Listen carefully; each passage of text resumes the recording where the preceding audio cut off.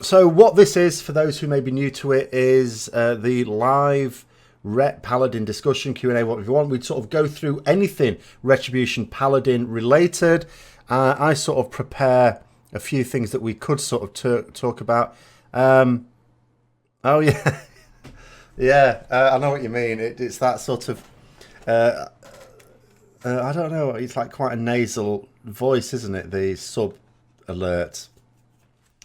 Um, but yeah, so I'm trying to set things up here so that it'll sort of work for Twitch. Since the last live Ret Paladin discussion, obviously I now have a sub button on Twitch, so I'm having to put other little elements into it as well. Hopefully it won't be massively distracting, and I'm sure we hopefully all like Murlocs anyway. So this is just where people can sort of ask whatever they want to talk about, whatever they want to ask, to do with Retribution Paladins, whether it's... Well, mostly it's going to be, obviously, for Tomb of Sargeras. Obviously, it can include Mythic Plus. I do have some Tomb of Sargeras footage, but I don't have any Mythic Plus footage, because the last few I've been doing, I haven't been looking about.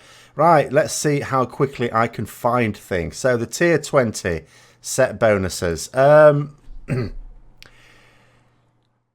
Uninspiring, but it makes the rotation feel quite good. What are thoughts on it? It certainly changes the nature of the rotation, because we now have a situation, assuming you have the 4-piece, which hopefully people do now have, that you've got Blade of Justice is now worth a spender. You could use Blade of Justice and immediately spend. You wouldn't necessarily always do. It's still the same priority outside of Crusade, where... You know, if you can build more Holy Power without overcapping, that is what you would do. But yeah, it obviously is going to increase the number of Templar's Verdicts or Divine Storms we can use. The other thing as well is Blade of Justice is a very significant amount of damage in its own right. You know, it's sort of quite easy to think of builders as being like fairly weak, but you know, the payoff is in the big spender. But Blade of Justice... Especially, it depends on like relics you've got and stuff like that. But all things considered, especially with this 2 set here, where you can increase your Blade of Justice by another 15%, Blade of Justice is very close to the damage of a Templar's Verdict, so it's like worth a Templar's Verdict in its own right. And the same could be said in many situations with Divine Hammer compared to, say, Divine Storm. So really important that you've got Divine Hammer ticking whenever you get into an AoE situation. So yeah, my thoughts are that they are actually fairly good set bonuses as set bonuses go. I don't necessarily need set bonuses to do anything super fancy as long as it works. Obviously, they did change one of the set bonuses, that first one, that 2 set, which was originally the 4 set. I still get into trouble to this day. I've still got a few comments about that, where on my Essentials guide that I brought out just before 7.2.5 came out. And the set bonuses were the other way around. The 2 set as it is now was the 4 set and vice versa. And that's how it is in that guide. And then people keep saying, you seem to have got the set bonuses the wrong way around. And it's like, no, Blizzard changed it. So what they did is they decided the 4 set bonus should always be the best bonus, which is fair enough. But you just begs the question, why didn't they decide that before they released it? Hi, Lamnakan. So... Yeah, Blade of Justice. Be surprised if it hits 25% harder. Are you just basing that on your tooltips? Because if you're basing it off your tooltips, bear in mind Blade of Justice that's not Divine Hammer does physical damage and is therefore reduced by armor. I mean, obviously, our relative damage does depend on a few things, but it shouldn't be doing... I don't think it should be doing 25% more than a Templar's Verdict. It doesn't for me. So yeah, if you're basing that off tooltips. But, as I say, because especially with this 2 set as well, it certainly does rival it, even when you take into account the fact it's physical damage. It's about the same.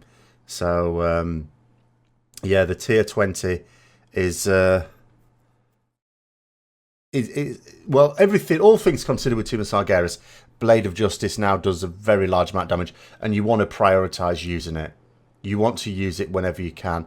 Obviously, you still treat it as a Holy Power builder, because that's what it is, but ultimately it is it's a very powerful ability in its own right. And well, when you're using Blade of Wrath, which of course you would do for single target, you've also got that possibility of it resetting as well. So it makes it a very, very high priority ability. Very high priority. You want to get out as many of those as you can. If we compare it to obviously not that one. The one we got rid of, the 19 one. Obviously, I'm still using this now for most things because I'm using 2 set plus 4 set. So I'm still getting my...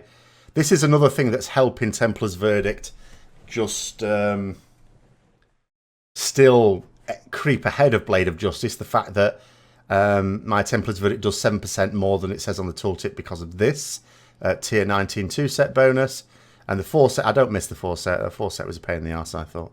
I wasn't keen on that at all. I mean, some people, I suppose, quite liked it. But I wasn't a big fan of that. But yeah, so at the moment, I'm very much stuck in the mode of 2-piece tier 19, 4-piece tier 20, plus Liadrin's Fury Unleashed and Chain of Throne, which I'm a little bit uneasy with using those 2 legendaries because it's all your eggs in one basket. I know we do like the bulk of our damage during Crusade anyway, so it's really, really important that during a fight when you've got Crusade active that you are making best use of it. But with those 2 legendaries, you really do have to be on point, otherwise you just lose all your damage. Tier 9 is like Divine Purpose. It's a little bit. I think the main difference with it is, though, with Divine Purpose, you're getting a spender straight away. It's like, this is worth a spender that is free. And you can also get that chain of procs that happen because you use it. Well, that could proc another one and you use it again. And you can end up with a huge chain of procs, which will, of course, send your damage sky high if you've got wings up. And then you're thinking to yourself, oh, rank 1 incoming. And then, of course, everyone wipes because that's how Divine Purpose works. But yeah, but we don't use Divine Purpose, of course, unless you have Soul of the High Lord and decide to use that ring. Because this is the issue, isn't it? That Crusade is so powerful that there's no way we're using anything else other than that. Unless, of course, Blizzard do something to Crusade. I am increasingly convinced that that is what they're going to do, because I cannot believe when there is a really simple fix they could do. There's any number of fixes they could do. I'm not saying there is one obvious fix for Retributions in terms of the issue we have now. And what the issue we do have now is, as I say, our single target. And to highlight it, I'll just highlight how bad I think our single target is anyway. Without saying it's disastrous, because the thing is, you can look at some fights like Sisters of the Moon, for example, and we can actually do quite good damage on that. But I think the reason we do quite good damage on Sisters is because you can have people die throughout the fight and still kill it. And that's what happens because it's a very dangerous fight. So the Retribution passive, you get quite a lot. Whereas on a fight where you can't really afford people to die. So I did, for example, Desolate Host for the first time on Monday. I wasn't there for our guild's first kill because they did that last Sunday when I was doing the final boss video. So I missed, and it was an off night. We don't normally raid on a Sunday. But yeah, so they decided to get together to do some of that. So then Monday they killed it. So then I did it on Thursday and found a lot of ways to die. There's a lot of ways to die. But the issue was that it was our single target damage on the boss that seemed to be failing us, not the damage on the ads. So the raid leader kept saying that. So I thought, okay, I will switch from cleave spec to single target spec. That's the obvious thing to do. But then when we finally killed it, I looked at my damage. The damage was negligible. But then you would expect that. If you're not AoEing on a fight where you can easily AoE. Because I could draw a parallel with Tichondrius in Nighthold. So when we first killed I wasn't one of the people on the bats when we first killed Tichondrius. I was later on. And then I got better rank, percentiles really. Which is obvious because I was doing loads of AoE. But to begin with, when we were killing it, I wasn't. We had other people doing the AoE. So I used to get really low percentiles then as well. But my damage on the boss was very high. So it was worthwhile. It was worth it to the raid. I was doing the damage where it was needed at the time. So I thought the same thing should apply to Desolate Host, but it didn't. My single target damage, even on those bosses, was not great. given that I was sacrificing AoE to do more single target, it should have been stunning, and it wasn't. And that's the issue with it. So I actually should have stayed cleave spec, because I'm not actually able to do really well on single target. And the difference between Desolate Host and Sisters is that on Sisters, people are dying all the time, so you get the Retribution procs. On Desolate Host, if people die, then you're probably going to wipe. You can't afford that many people to die. So actually, man, sorry. You like the duration to reduce? I'd like the extra duration to be completely eliminated. It's a bit of a curse, the extra traits. Like, I have now... Hold on. Yeah, I'm still on 2 traits that with Wrath of the Ashbringer. I was on 3 for a lot of Nighthold. Almost all of Nighthold, in fact. I've now got rid of 1. Actually, I don't think... I think I will still be on 2 for quite a while, thinking about it now.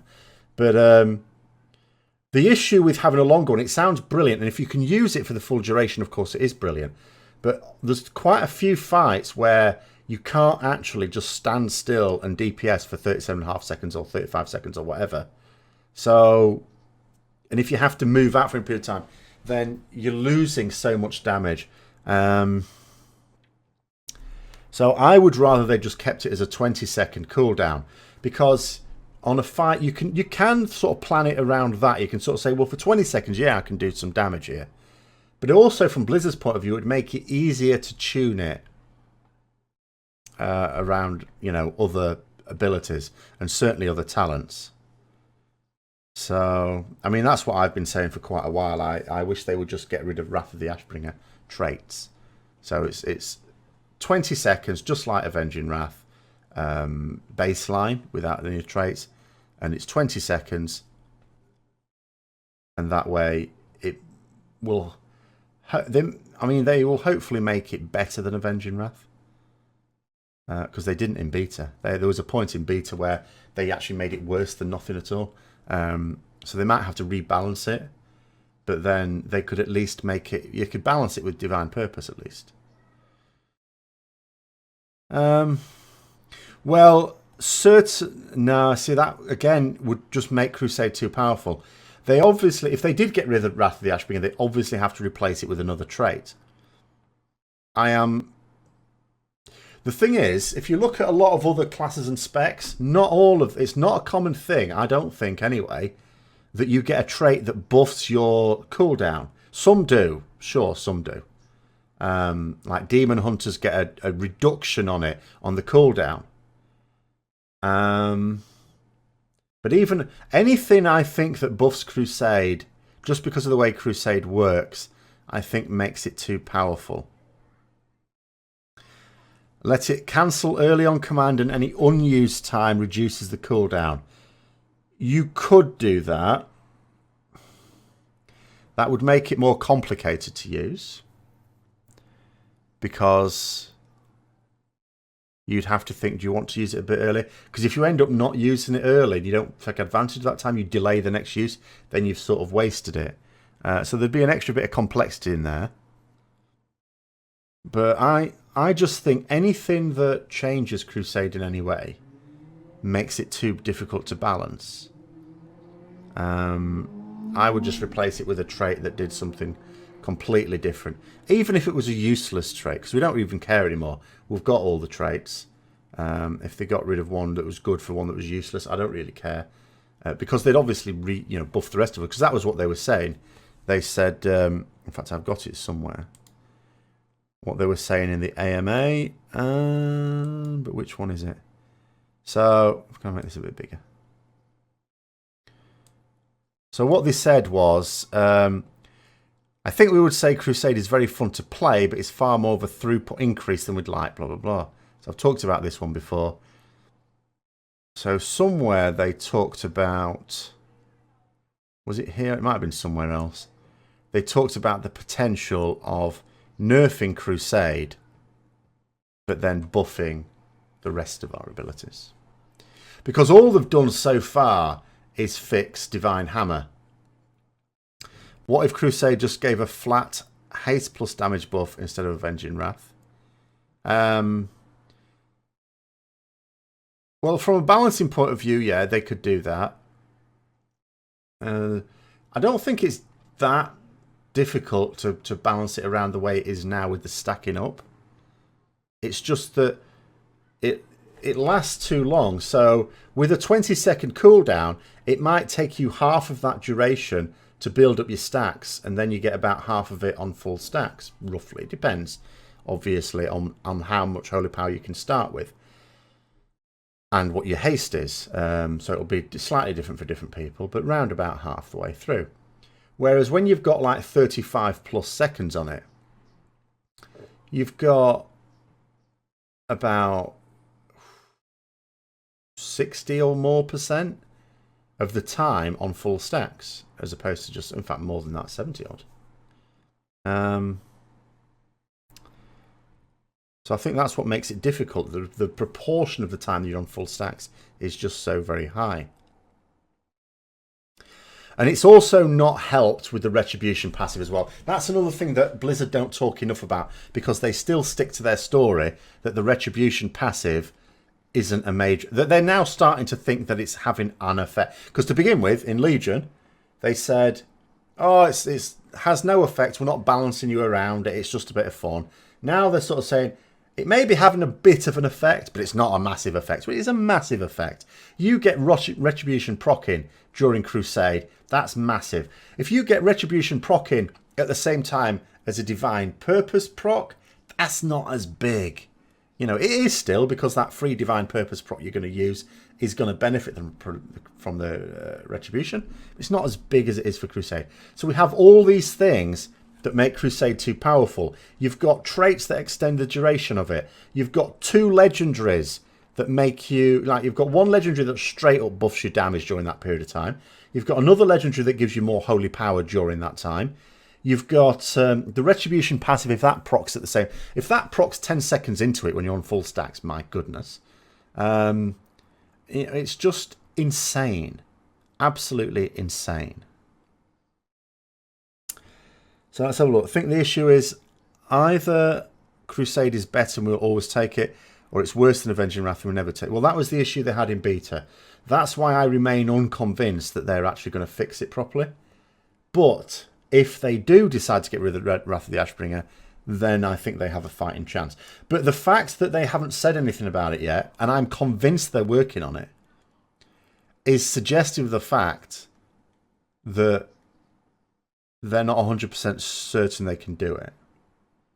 No, not Seraphim. I mean, I know some people liked that. We don't need it. I mean, it's a better talent than, say, Holy Wrath. I would welcome with open arms a Seraphim type ability if it replaced Holy Wrath, because that's a complete non-talent. It's utterly pointless. But I mean, let's have a look how many dead talents we have. Just talents in general. Hold on. So, Final Virtue, always take. You never take that. There are theoretical situations where Consecration could be taken, but not in practice. So, those 2 are dead talents. So, we've got 2 there. You sometimes take that, sometimes take that. You never take Greater Judgment. However, hold that thought, because in a couple of weeks' time, something may change on that. But at the moment, that is still a dead talent. So we've got 3 dead talents there. We don't care about that row. That's a dead talent. So that's 4 dead talents now. We don't care about... All of those are useful in different situations, to be fair. We don't realistically take that talent, but I don't want to call it a dead talent because that's not fair. Even though it is. But I'll not class that. That's a dead talent, 5. That's a dead talent, 6. So we've got 6 dead talents. That's the equivalent of 2 full rows of dead talents. And I'm not including in that utility ones, notice. I have excluded utility talents from that assessment.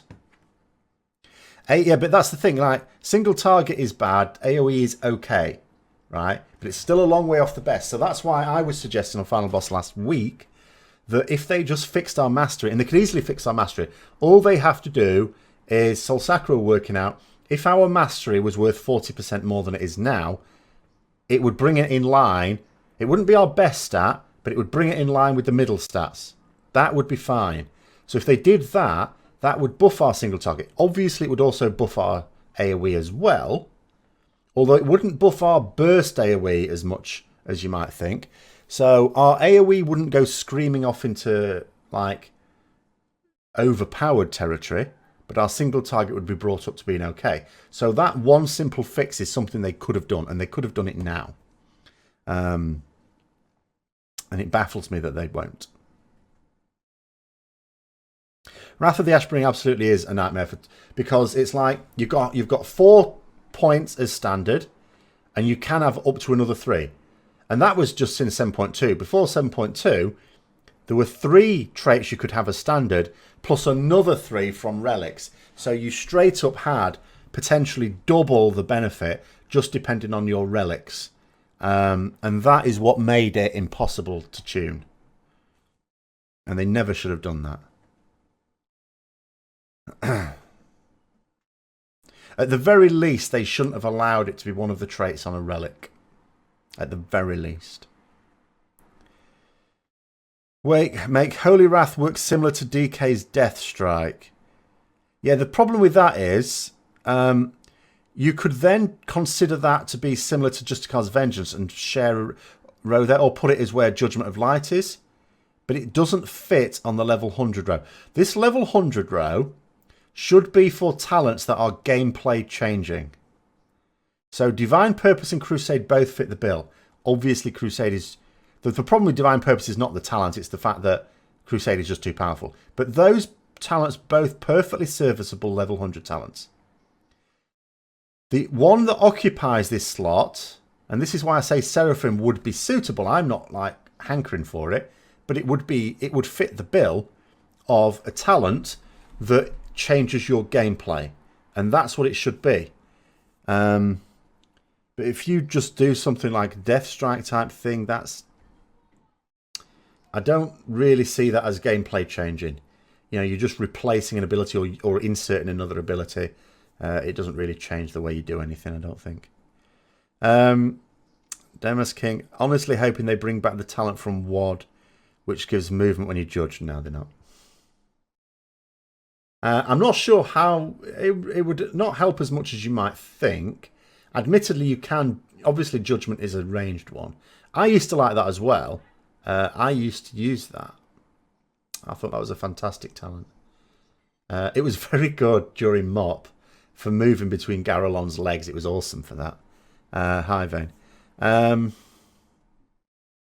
But, yeah, see, the thing is, Blizzard don't see us having a problem with mobility, because I tried debating this with them, very unsuccessfully, of course, during the Legion Alpha. Their view is that defensives and mobility are all part of the same package. So if you're perceived as having good defensives, then you're not allowed good mobility. Obviously, as people always point out at this point, yes, rogues. Yeah, rogues. But generally speaking, those with really good mobility don't have such great defensives, and vice versa. Now, I would argue our defensives are not all they're cracked up to be. One, Shield of Vengeance, I mean, it's an Absorb Shield. An Absorb Shield is of limited use. A damage reduction is far more useful, plus the fact that we are encouraged to use it offensively. And Divine Shield, they are increasingly making it pointless, because one, like, if you take Divine Intervention, which is the cheat death thing, it doesn't always work. There are... so Divine Intervention there. There are abilities that our bubble will save us from. Because I can understand it with some abilities, they're intended to kill you. It's like, this does so much damage, we don't even want you immune in it. We want this to kill you. Okay, fine. So if bubble doesn't save you from it, then it's fair enough that Divine Intervention wouldn't either. But there are abilities where bubble will save you from it, but Divine Intervention won't. The classic example was on Star Augur, for example, with the Eye Beam. This was just on Mythic mode, wasn't there on Heroic. And if you bubbled and stayed in it, you would survive it. You wouldn't take any damage. But if you stayed in it and didn't bubble, your Divine Intervention would proc, but it wouldn't save you. So there's this mismatch between how much damage Divine Shield protects you from and how much damage Divine Intervention will protect you from, which is wrong in my view, because we already have a situation where Divine Shield has a 5-minute cooldown. It's a very, very long cooldown for a defensive. And Divine Intervention I mean, you used to be able to at least say, well, it reduces that cooldown to 2.5 minutes, because it used to do that at the start of Legion. Then they changed it so it only reduces it to 4 minutes. So 4 minutes is still a long cooldown. So the benefit of Divine Intervention is the cheat death, not the cooldown reduction. And if it doesn't even protect you against a lot of things like that, it's not as brilliant a defensive as you might think. And then Blessing of Protection, well, that can be used on others, so it's not just for you. Plus, it's physical. Most damage is not physical. So I would say our defensives are not bad. I would say they were certainly one of the better ones. But they're not one of the best, and our mobility is pretty poor. Eye for an eye, yeah, because, you know, it's for physical damage. It was, you know, pretty good. Like, there are some fight. Well, not so much in Tomb of Sargeras. I suppose there might be the odd one. But yeah, eye for an eye because it's only physical. Or if you had to off-tank something, then it could be useful for that because of the method it does. Stuff it does back. Method or Exorcist? What do you mean? What, for World First? I don't know. Very difficult to say. Because you can't be fooled by the fact that Method got to kill Jaden first. Because that didn't work in Nighthold. I'm trying to think. Was it Serenity that got to Gul'dan first? Really doesn't matter. Whoever it was, Exorcist overtook them. Well, it's funny you should say that. Eye for an eye was it was hilarious. When the Legion Alpha first came in, people were using this in PvP and it was absolutely hilarious. You should have seen the two Rets using it on each other, both having it active. It was insane.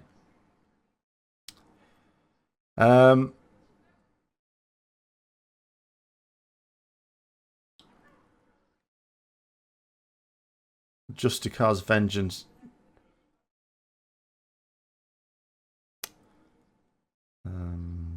Justicar's Vengeance is boosted by Judgment.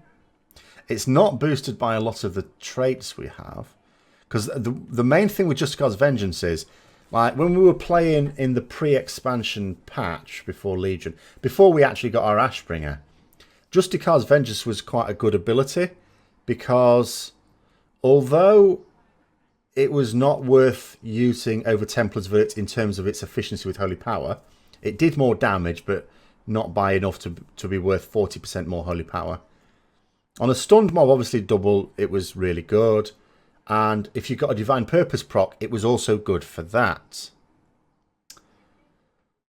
But obviously with the Ashbringer, we've got traits that buff our Templar's Verdict.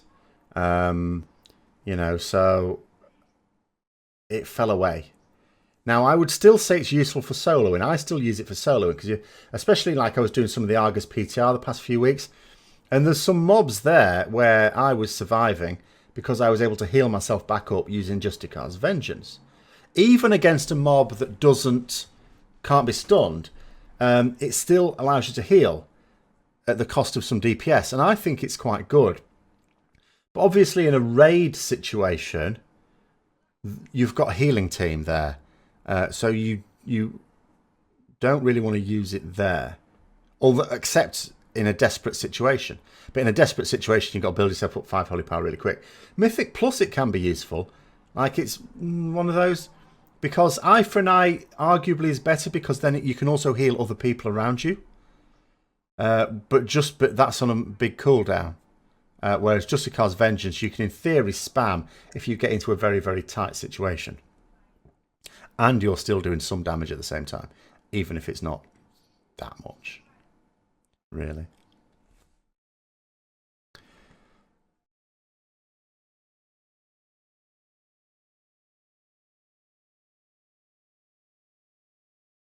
But I mean, I've you know, usually the talent I take. Sorry, I have to put it back up again. The talent I take for in raids just out of this row just tends to be whatever I happen to have been using in Mythic Plus, because a lot of the time I don't expect to use any of them. But I mean, in a raid situation, I don't really want to use Word of Glory. I don't want to use any of these. I mean, that doesn't have a cost with it, but it's just so useless on most fights. There's the odd fight where maybe you get away with it, but not very many. At the same time, because we have it, it is always worth making a note at the start of any raid tier which abilities are physical and which are spell damage. Because if there are ones that are physical damage and can potentially not even kill you but reduce your health whilst a deadly ability is going on, it can be worth for that. Word of glory for the bubble phase. What's the bubble phase? Oh, you mean when you get the healing absorb? No, no, no, no, no, no, no, no, no. No, don't do that. Healers do that. You want to be DPSing. The bubble phase doesn't end until you've DPSed that boss enough. So it's a little dead. Also on Mythic, sometimes I can't remember which abilities are just heroic and which. No, on heroic as well. There's an absorb shield on the boss appears, so you have to DPS that down, otherwise you'll all blow up. And that is heroic as well, isn't it? Not just Mythic. When the second boss, in the second phase. So at the same time as you get an Embrace of the something, Embrace of the Night or something, which is the healing bubbles you will get, you also get the boss puts a healing absorb on them, and if you don't break it before it finishes, it goes boom. Yeah, I thought it was on heroic as well. So yeah, you need to be DPSing. Well, then the healers were bad at spreading. You're not supposed to spread at that point. You're supposed to wait for when you get that healing absorb on. You're supposed to obviously wait for the volley. Don't let the volley go off outside. And then you're supposed to stack on the boss really quickly. Then you're supposed to use healing cooldowns. It's not just supposed to be general healing. There's actually supposed to be cooldowns used, and you rotate them for each one. We had the same problem, by the way, with because we were doing split runs, so some of our healers weren't all that great. We had problems getting through it, but the solution to that is not to get DPS to do a little bit of crap healing. The solution to that is you've got to work it out so the healers can do it, because they have to. There's always a way to get it done. But as I say, make sure if the healers are just trying to do it with normal AoE healing abilities, then that might explain. They need to do it with. There needs to be some. They need to rotate healing cooldowns while they're on it. And then as soon as it's gone off, spread out the way quick again so you don't get another volley on you. Just obviously I don't have it on heroic. I've got.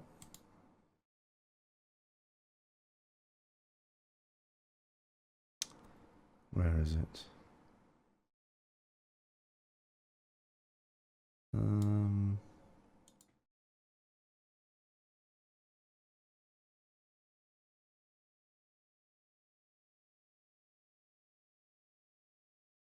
This is the main. It'll be one of the latter ones, right? Oh, I was dead there. Ignore that. There we go. That's the point, isn't it? So, oh bugger! It's such a fine bar. This one. It's very difficult to get to move it much. Every time I click like a pixel to the left, it seems to move it by whole minutes. But come here. Behave. We'll just have to. Well, that's phase 1 anyway. We don't want phase 1.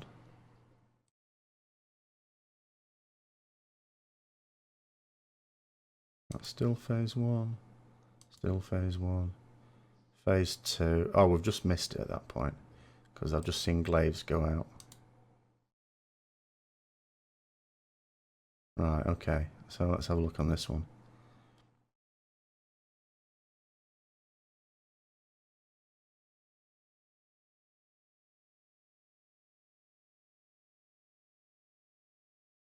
I'm trying to read my bigwigs timers on it.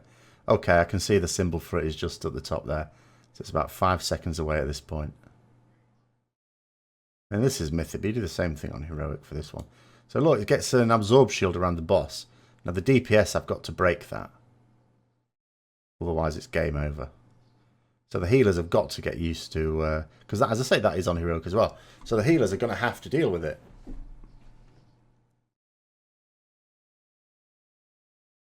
And as I say, phase 2, I mean, I would say the same is true of Heroic, but it's certainly true of Mythic. Phase 2 is the more difficult phase. That's the phase where you're most likely to get people dying on it. So the sooner you get it out of the way, the better. So even if you've got enough DPS to easily break the bubble, you want to get it down to whatever it is, 40% or whatever is needed to push it through to phase 3. Had people spread instead of coordinating healer CDs. I suppose that's another way to do it. How does the Spectre Betrayal work? So you plonk down, you use it, and it places like an elemental thing, which does damage for 3 seconds to anything in range. It's a set amount of damage, so if there's multiple targets, it will split its damage. It's not like an awesome AoE trinket or anything. And then it stays there for a minute. But the trinket has a cooldown of 45 seconds. So what happens is 45 seconds later, if you press it again, another elemental appears and does 3 seconds of damage. But your first elemental, because it'll still be there, that also does another 3 seconds of damage. So, right, in terms of when to use it, it's dependent on a couple of things. So if it's the only unused trinket you've got, then you might want to wait, and I only say might, for full stacks of Crusade. You won't always get to use it on full stacks of Crusade though, because the timings don't allow for it. Well, every couple you could. But if you're using it with another unused trinket, say Vial of Ceaseless Toxins, because I had those 2 trinkets for a bit, in that case you use Spectre on the pull and use Vial when you've got full stacks up. Because the problem is 2 unused trinkets tend to block each other. So if you use one of them, it puts even if the other's off cooldown, it puts the other one on a 10-second cooldown. So you can't use it for another 10 seconds. It's to stop you combining powerful unused trinkets. But if you don't have another unused trinket, then yes, use Spectre on full stacks. So then you would use it. About 45 seconds later, you'd use it again. And about 45 seconds. And there can be a few bits of delay. Remember, that elemental lasts a minute, but you can use the trinket again after 45 seconds. So that could also mean you could use it after 50 seconds or 55 seconds if that was more suitable. Just make sure you use it earlier than a minute, otherwise you lose the first elemental, and then you've only got one element. You're literally halving the damage of the trinket if you're not able to overlap them. I don't even know how to pronounce that. Hopefully either the Y or the V is silent. Uil or Vuil? I don't know. Is it French? But obviously you're not going to be able to tell me verbally because I won't hear you anyway. So yeah, so that's when with Spectre. But the most important thing, as I say, is not to try and force it to hit the stacks of Crusade. Yes, the elemental does damage for 3 seconds. No, it does damage for 3 seconds. It stays for a minute, but it stays doing... So it's there, it spawns, you spawn it, it does damage for 3 seconds, then it just sits there for a minute. Does nothing. Unless you activate the trinket again. If you activate the trinket again, then it does another 3 seconds of damage. It also doesn't move with you, so a big problem with using this trinket, a lot of trinkets are situational in this raid, is that if the boss gets moved, then your first elemental will pulse 45 seconds later, use it again. The other elemental is back there with hitting nothing, so you're wasting the damage. Now, for a fight like this, it's alright. Spectre, it's sort of okay on Sisters, because the boss is generally tanked. It tends to be brought back, even when it's moved for some reason. It does tend to be brought back. Goroth, in theory, it can be good for. In practice, Goroth can go walkies, especially on Mythic. It probably shouldn't that much on Heroic, but on Mythic it can. Well, the other problem with the Spectre is that the elemental it spawns is visible only to you. It's invisible to everyone else. Because otherwise, imagine what if loads of people had that trinket? It'd just be elementals everywhere. So you can try and persuade the tank to move it back, but they won't be able to see it. Yes, if you've got 2 elementals up when you use it, or one elemental up when you use it and the other one comes up, so you're basically getting double the damage. That's why it's important to overlap them. So you have to use it with a period of time no greater than a minute between them. But it's quite tricky to use on a lot of bosses. So Goroth, if the boss stays roughly where it is all the time and you drop it right under his arse, then in theory that could be a good one.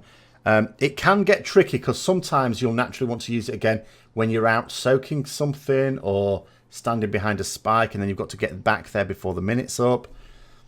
But you don't have to use it bang on the 45 seconds. You've got 15 seconds grace. Demonic Inquisition I wouldn't use it on. There's a couple of reasons I wouldn't use it on that. Avatar, yes, potentially. Except for Phase 2. For Phase 2, it's a complete disaster. And it's for that reason I don't use it on Avatar. But for Phase 1, maybe on Mythic, or Heroic if you're having a real bad time. If you judge that it's Phase 1 you're really struggling on, then it could be useful for that. Because you've got to remember, it's not useless if the boss moves. It's just that it's much less useful. I'm trying to think of any bosses where it would be really good. Sisters is potentially one. Goroth, maybe. I'm thinking particularly of Mythic as well. Demonic Inquisition, because the stuff doesn't really move there. That being said, if you've got more AoE type trinkets, that might be better. The reason why not on the demonic boss is because you might end up triggering it during Fell Squall and then you end up filling your bar. Now, if you're not bothered about that, then fine. But that's the issue there, because I had to use it. Well, I didn't have to use it. I did use it once, and that's exactly what happened. So although Balak, I think it is Balak and Atrigan, and Balak is the one that stands still. But if when you're naturally using it is during Fell Squall, yeah. And Fell Squall lasts a bit as well, so the timing can be really bad for you. Yeah, any sort of AoE there. I mean, we have a bit of a situation where our tanks keep dragging Balak, for my money, too close. Like, at the start, it's fair enough, because you get some free cleave at the start of the fight. That shows you how short that fight is. I went from end of Goroth to there, and I'm on Harjatan, and yet this... Oh, yeah, we did... No. Stupid. We do Harjatan second on Mythic. What am I doing here now? Do we? No, we did Demonic Inquisition second. Why can't I find it? Oh, maybe I didn't actually. Oh, it looks like I forgot to put Demonic Inquisition in this video. Never mind.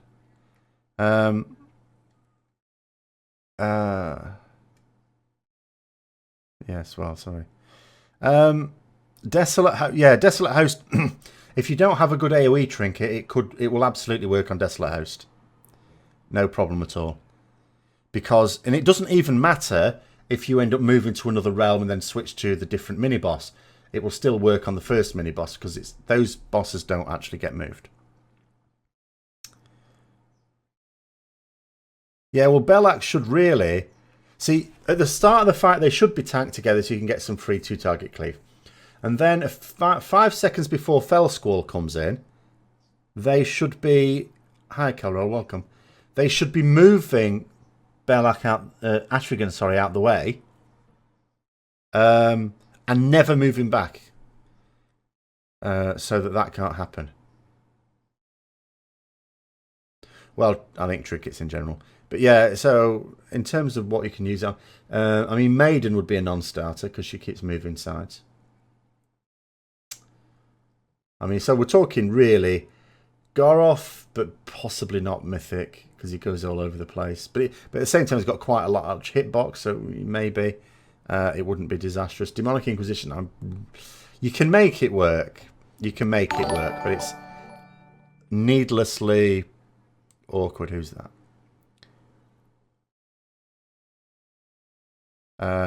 It's needlessly awkward, I think, for Demonic Inquisition, for what you're gaining from it. And Harjatan gets moved around quite a lot. So does Mistress Sassine.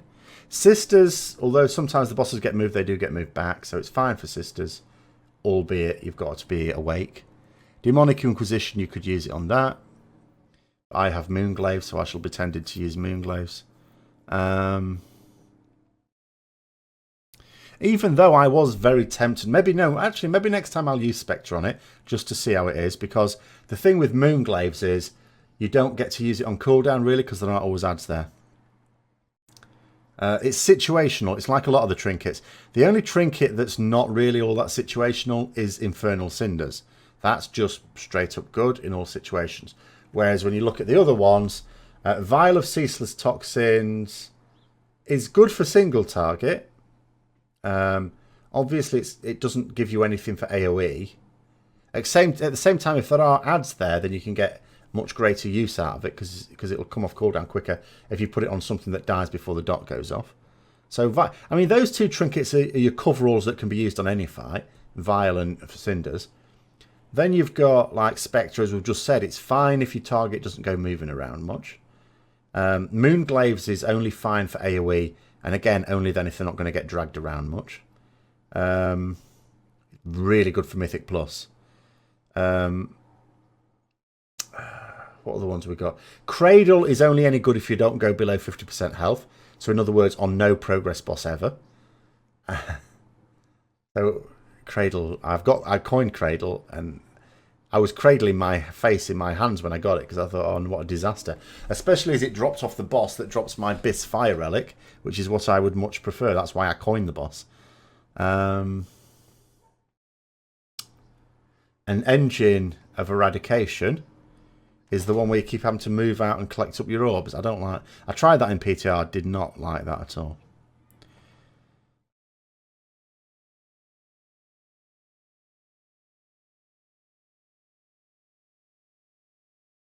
Oh, you've got the See, the Engine is the only one I don't have. But I tried that out in the PTR, of course, and no, I would not like to have that. I mean, all of the trinkets are at least usable. You can use all of them. You know, if you like in Nighthold, it was often the case you could get a trinket that was a really big. I mean, I remember a trinket Might of Croesus, dropped to Croesus, 925. So it Titanfalls all the way it could at the time to the max level, and I didn't want it, and most of us didn't want it. Oh, thank you, Shift Stick, because Demonic Inquisition trinket is the Cradle of Anguish.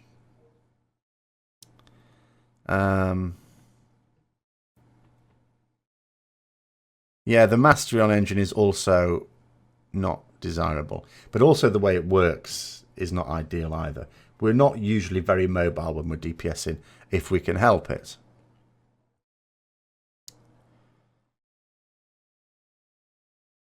Yes, Engine of Eradication is off Maiden of Vigilance.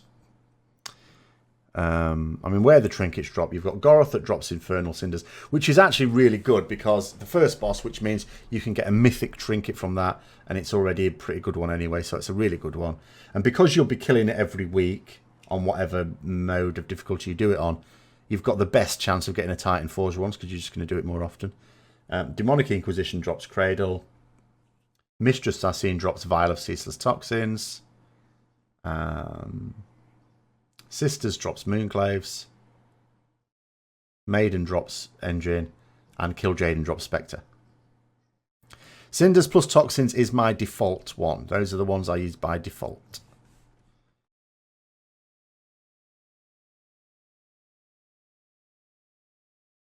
We say movement's no issue. Oh, when you say... Yeah, but it is move. Well, when I tried it on the PTR, it did involve moving out of melee range, which I don't like.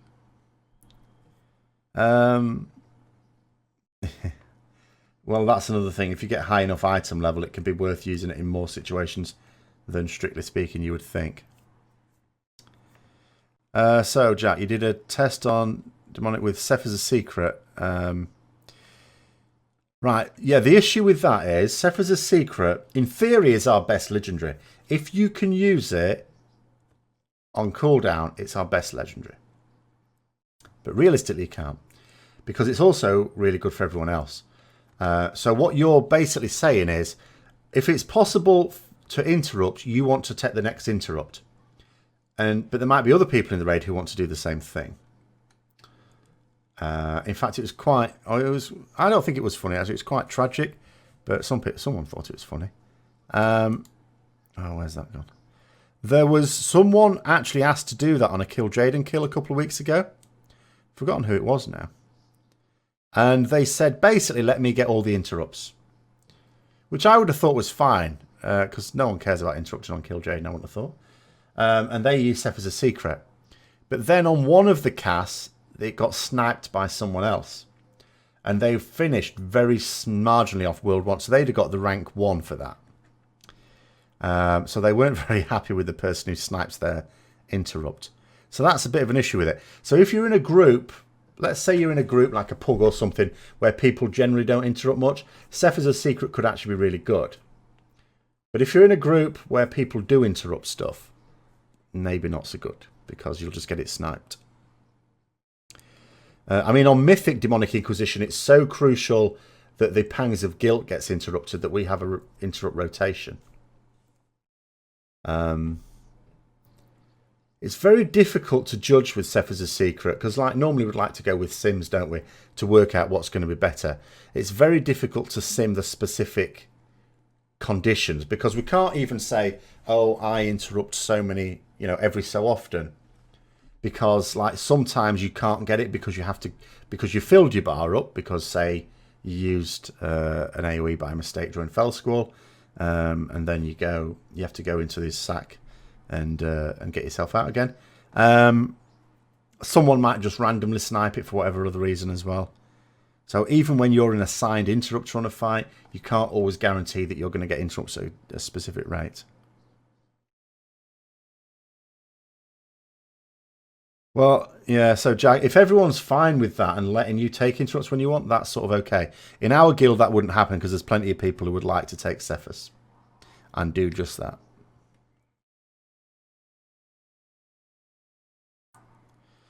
Well, yeah, that's another issue. I sometimes get the same thing. Well, it was not so bad now, actually, but at the start of Legion, when it was 3.5% haste we were getting for each stack of Crusade. So if you had Crusade plus heroism going, you could end up with insane haste, and it was just too much. It was like jumping off a tall building. You were just in free fall.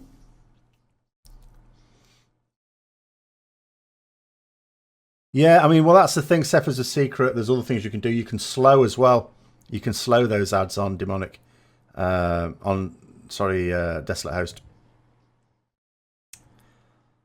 So I'm pretty sure they can be slowed. Also, the ones on Demonic Inquisition can be slowed. They can't be stunned, but they can be slowed. You can use Hand of Hindrance on those as well. And they are up often. So on Demonic Inquisition, they're up a lot.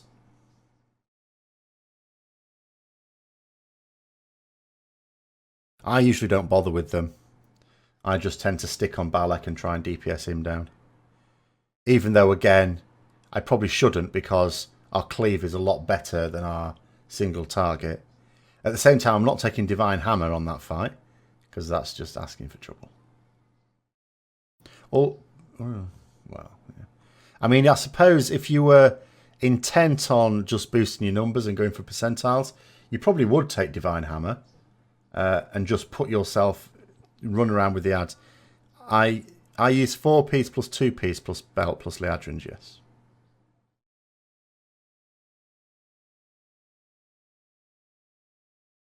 But, yeah, I mean, there's plenty of ways to game it for damage. This is one of my issues as well with a single target being so bad. Yes, I use Zeal and Blade for single target. My main issue is I'm actually a good boy and I do mechanics. And mechanics often means single targeting something when you could AoE. That is the main source of naughtiness in World of Warcraft. AoE in when you should single target. There are other sources of naughtiness, but that's the main one. So when you're behave yourself and you do the single target instead of the AoE, That's fine. Obviously, it's going to reduce your percentiles, but you're still, you know, you're doing worthwhile damage. But when your single target is so appalling, then it just drops you down another notch to almost uselessness. And that's the big issue I have with it. You know, if at least my single target was okay, even though my percentiles would be lower, because percentiles will be based upon comparing yourself with people who are AoE and like mad in their particular raid groups, I wouldn't mind that. But when I'm also doing fairly useless single target, that gap just becomes huge. 4-piece plus belt plus the new... Yeah, oh yeah, if I don't have the Soul of the High Lord ring, if I did, I would absolutely use that in Mythic Plus. I'll tell you what I do use in Mythic Plus, which is the chest, the legendary chest. That's amazing. That's absolutely awesome. Especially during Fortified. During Fortified, it's great because, like, the first burst... I mean, obviously, when you're running... Because let's face it, we take quite a while to get to the trash. By the time we've got so many stacks upon it that Divine Storm is immense. When you do, which we did, not entirely successfully, I have to say, but when, you know, on Morph Souls, and some people go and they pull virtually all the trash before the first boss, you go and do that with Moonglave's Trinket and the legendary chest, and you pop Crusade, you're going to do a lot of damage. You're going to do a lot of damage. Build up a few stacks before you use your first Divine Storm as well. Not too many, because obviously otherwise that's not actually a game. So that is insane AoE damage.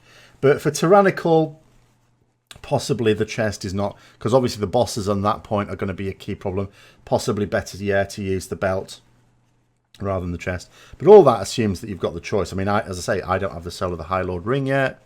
Some people won't have the chest yet. So we don't have the choice of whatever we want, most of us.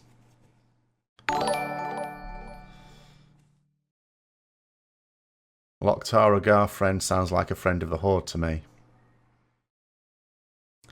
But, I mean, yeah, because some things that... there's some combinations of legendaries and tier that are particularly suitable for Mythic Plus. And Mythic Plus, I suppose, especially now that this invitational thing is in the air, is a serious consideration for a lot of players. Because so far, I mean, there's some players that like to push it for the ranks. We've got a group in our guild that do like to push ranks. Why Alliance? For me, because Horde have very boring buildings and very ugly NPCs. And I suppose I identified much more with the Alliance during Warcraft 3 because of the Paladin story with Lordaeron.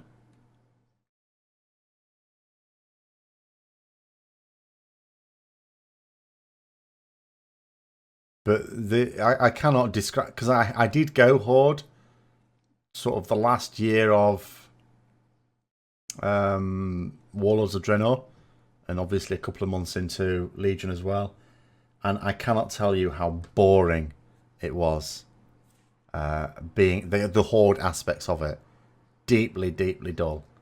Like, the garrison was just a snowball, and all the huts looked the same. Like, on my Alliance garrison, I know which one is which building because it looks like what they are. Whereas on the Horde, they're all huts. All to learn where the buildings were, I had to just memorize where they were. Anyway, this has nothing to do with Horde. This is Paladins today. Yeah, High Lord is... I mean, in terms of sims, it may sim a little bit below the others, but a little bit is not necessarily much to worry about. As I always say, some people always go by strict ranks of like legendaries and stuff like that. But the problem with doing that is some people fail to notice just how small a difference it can be. And sometimes it's always worth working out the percentage difference. If it's less than 1%, then consider it 0. Because 1% damage, you can lose that by getting an itchy nose or something like that. Did I try the add-on Simplemore? No, but I am aware of it. I may do a video on it this summer. It's just that, you know, I know of it and I know about it, and I'm not going to get that much use myself. I can see the use that it has for some people though, so I will probably do a video on it this summer.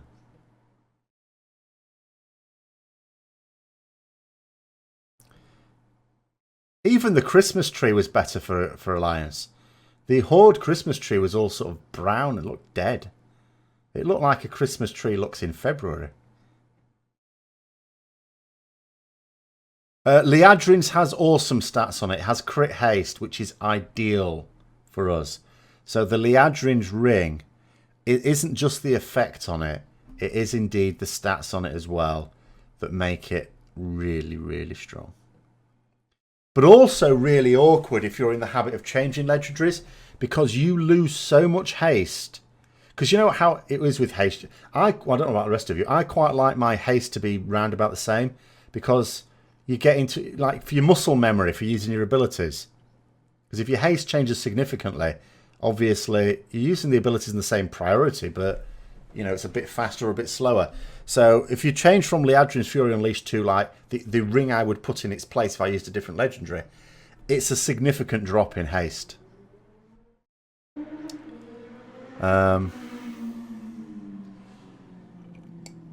Yeah, I mean, Simplemore is quite good for that. The thing is, it doesn't, for me, save time, because I can do that really quickly just with Simcraft, so it's not something I sort of use. But it is worthwhile. It is worth doing. This is just lemonade in my pink glass for Paladins. But it's still, it's not actually as hot today as it has been, but it's still quite hot here. Which is why you may have heard a motorbike just go past, because I've got the window open still.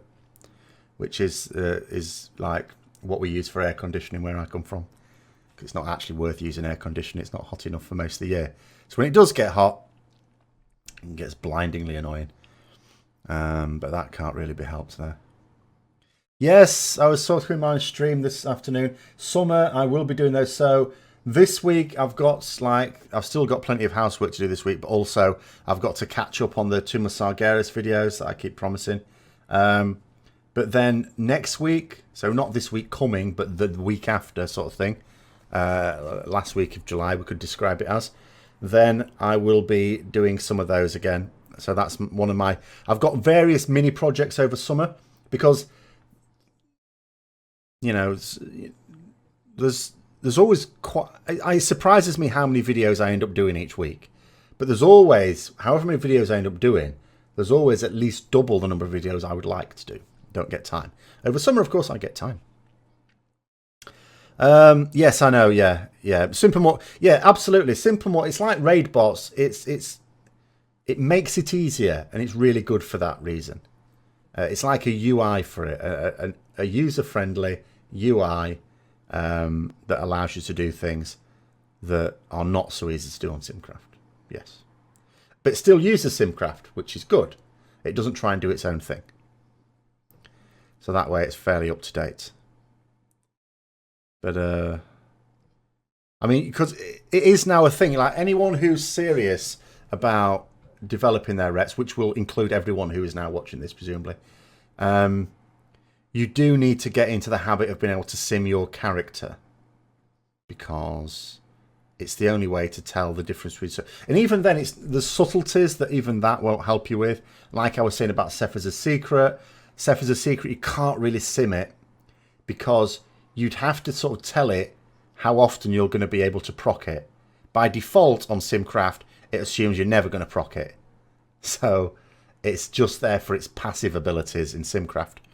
But if you can proc it, obviously it increases in power, but you have to be able to sort of basically tell Simcraft under, you know, how often you're going to be able to do this thing. And it's not an easy thing to make realistic. So there are sort of subtleties that help you tell whether to use a particular piece of gear or not as well. But at the very least, people do need to be able to sim stuff.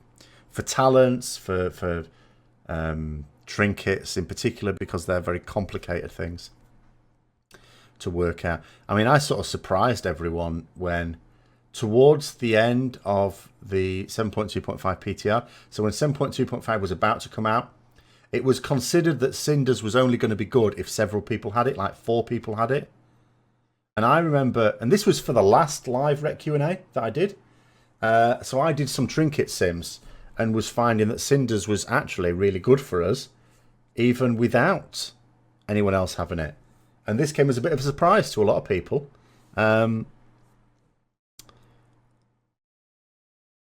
So let's have a look. With the Feral now, the Frost DK 7.3 changes, shuffling AoE talents into a single row. Do I think they'll try the same thing with Rets? I have no idea. The thing is, it's easy to try and see patterns in what they're doing with other classes, but those patterns don't actually exist. You've got to remember, Blizzard said for 7.2.5 with it, they were talking about a Warlock talent, I was reading, and they explained why they were making a particular Warlock change. There was a Warlock talent, which I don't ask me what it was or even for what spec, but I think it was the equivalent of Crusade in it's a talent that you have to take. You could say the same thing about Surrender to Madness for Shadow Priest, and then they nerfed it so that you took other things as well. Without making Surrender to Madness useless, they just stopped it being the obvious one to take. And what Blizzard said is they don't like dead talents. Now, you could extrapolate from what they've done with Shadow Priests, what they've done with Warlocks, what they're planning to do with Feral Druids, what they're planning to do with Frost DKs, and what they've done in all four of those cases is identified a talent that's been too strong to take anything else and change that. And you could follow that and think, oh, they're going to do the same thing with Rets. And I think they are, but only because of what they specifically said about Crusade. But it's not straightforward to say that, because what they said about, oh, we don't like dead talents, I've just shown earlier on in this show, not including utility ones, just DPS ones, we've got 6 dead talents. Now, they may for 7.3 fix a couple of them. I don't believe that they're going to solve all 6 of those dead talents for the next patch. I refuse to believe that. I don't think they've got time, even if they were minded to. Some problems positioning in Mistress for maximising AoE damage. The pulls. Which pulls? The green pulls left by the ads, you mean? I'm not sure why there would be problem maximising damage on the ads, because the ads should be tanked on the boss. And you've got to remember, your Divine Storm goes 20 yards forwards. So as long as you're looking through the ads, doesn't matter how far away they are, you're going to hit them.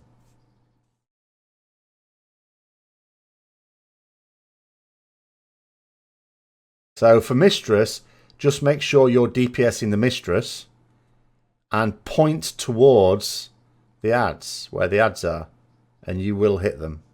You'll probably hit them anyway, because if they're tanked on the boss, you can hardly miss them.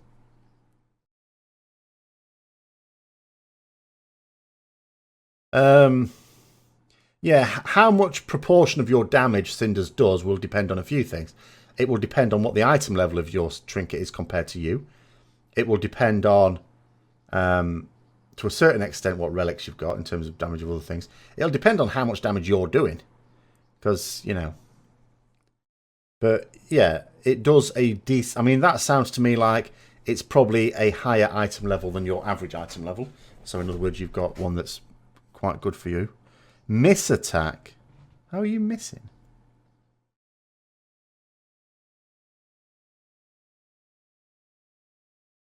You don't miss.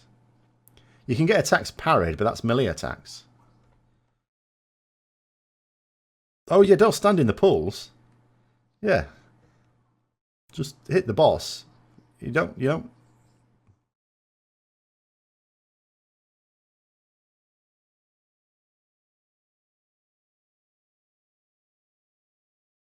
Yes, you avoid the pools.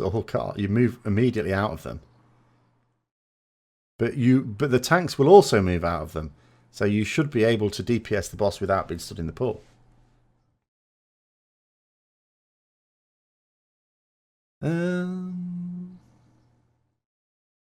Sounds like quite a high proportion still. I mean, for me, it's more like... I mean, I've got a 930 Cinders, and my item level is about an average of 927-ish. So again, about 3 difference.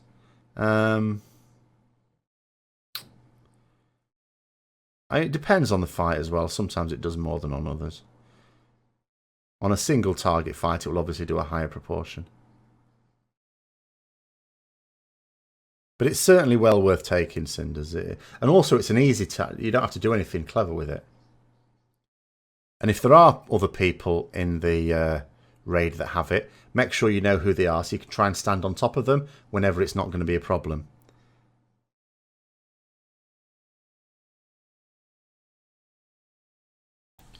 Let's have a look what it does for me. I'm just going to have a sneaky look what it did for me on Demonic Inquisition. Might have been about that. It sounds about right for that sort of fight.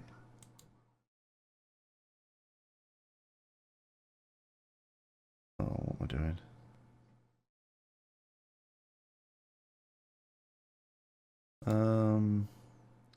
When was the last one? July the 12th.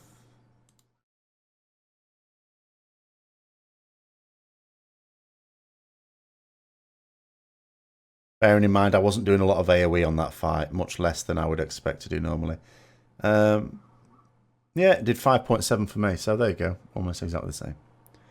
It would have done a bit less if I'd have done more AoE on the ads. Alright, okay, a bit less for me then. Argentine. Let's see. Because I mean, as soon as I got this trinket, I used it on every boss. Oh, actually, though, I'm just trying to think about it.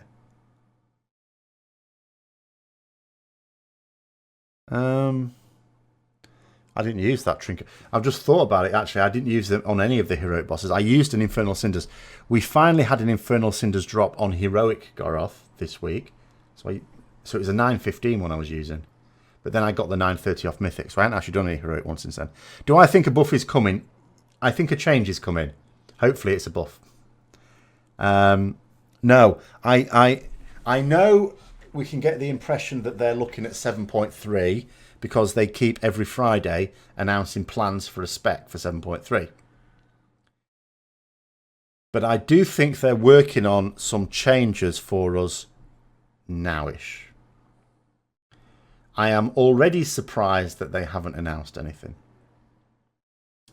which is worrying for me. But I am utterly convinced they are working on it.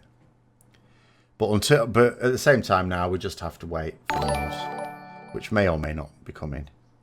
Hi, Truition. Hi, Fardian. How you doing? So, yeah, I mean, we are basically in agreement that Cinders is a good trinket to take. It's really a case of what else you pair it with, and that can depend on fight by fight basis. Basically, if you've got Cinders and you've got Vial and you've got Spectre and Moonglaves, which I have, so I've got those 4. I've also got Cradle, but bugger that. So if you've got those 4, then you're set for every fight, as long as it's a reasonable item level. You don't need any other trinkets. We don't need... My day's been quite good so far. We don't need any night. I'm not even using Convergence of Fates anymore, and I've got a 915 Convergence of Fates. But this is how, you know, I'm actually quite pleased with the Tomb of Sargeras trinkets. They're actually quite good. So I don't feel the need to use older trinkets. I don't feel the need to use stat sticks, which for the first time ever, I've used stat sticks all the way through Legion up until now. Because actually, and okay, yes, I have been lucky in that I have coined several trinkets. But yes, they are good. They're quite useful. Different situational ones, so you can mix them up a little bit. Occasionally, just occasionally, I cock it up because I equip a different trinket and then forget, because I don't have a separate, because you've got several unused trinkets. We've got Vial of Ceaseless Toxin, Spectre of Betrayal, Moonglaves. I'm not making 3 separate binds for all those trinkets. I'll have 2. So occasionally I equip one trinket and forget to put it on my action bar and then come to click it and I'm clicking it for a trinket that I've not got equipped and it doesn't do anything. That occasionally happens. So you have to watch out for that one at least. Because yeah, I'm not having there's no point in having separate binds. You can only wear 2 trinkets, so I have 2 trinket binds. That's it. Shift and 2 and Shift and 4. I'm not making any more than that because I don't equip any more than that. But occasion. I mean, I haven't got enough for that anyway. I've already got too many binds. But occasionally, yeah, it does go a little bit wrong, which is fine for progress because it'll only go wrong on the pull of a boss you know you're going to wipe on, and then for the rest of the night you've got it bound and it's fine. Moonglaze, well, it's the same as any trinket. It benefits from your extra damage from Crusade, so ideally, yes. I mean, it's actually an interesting case in point. I mean, I could demonstrate this with Desolate Host Mythic. If let's try and find the start of the fight. I'm getting close. Just missed. Oh, I'm not actually dead. Let's move off from that. Balls. It's so pernickety moving on this. There we go. Okay, so. I'll answer this question first. Well, Demon Hunters do burst more than Rets because of their start. I'll bet it doesn't do more overall damage, though. They obviously burst high at the start because their Metamorphosis, even with traits, has a 4-minute cooldown, which is double our cooldown. So they sort of have to. But anyway, so I had Moonglaves on. This was actually the kill. It wasn't like all the nights worth of silly wipes. So obviously pop Crusade building up stacks. Now there's a point here where there's some ads. These ads in a little bit are going to get Bone Cage armor. So what I was doing earlier on in the fight, this is where there's a bit of a... It's one thing or the other. You can either use Moonglaves at this point where you haven't got full stacks of Crusade, but you'll get the full use of it before Bone Cage armor comes on and then it does basically no damage. Or you can wait for Bone Cage armor to be broken and hope that the person who breaks it breaks both of them, and then use it when you'll have full stacks, but also run the risk that other people that are good at cleave will kill them before your Moonglaves has finished its duration. Now, in the end, I decided it was worth waiting. Cradle does sound interesting until you realise that on virtually every Tomb of Sargeras fight, especially on progress, you are very likely to drop below 50% of the time on a regular basis. So at this point, I can't even tell whether they've still got the Bone Cage armor. You can see the ring around them. And I've got my Moonglaves thing down there.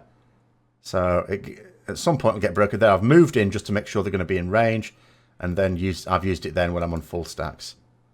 So that was my... But you can see I'm single target spec here, which was a very bad decision in the end. It was done with the best of intentions, but was not a good idea at all. No. So I regret that now.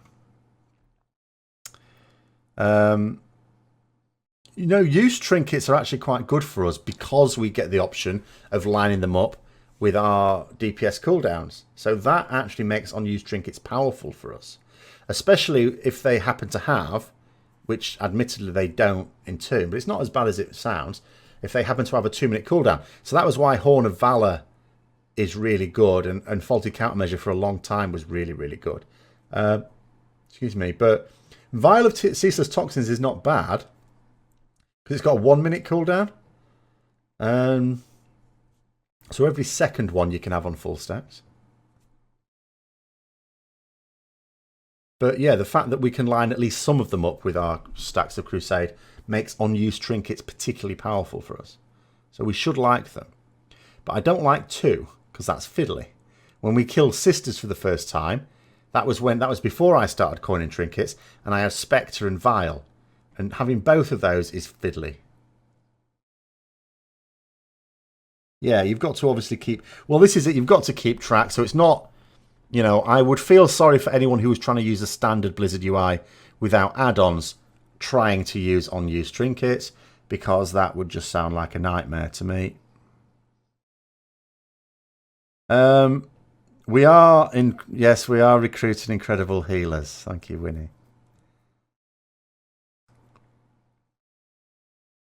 As long as they are not gnomes and as long as they are not monks, because we already have an incredible monk healer, and we have So far, managed to keep our healing team gnome free.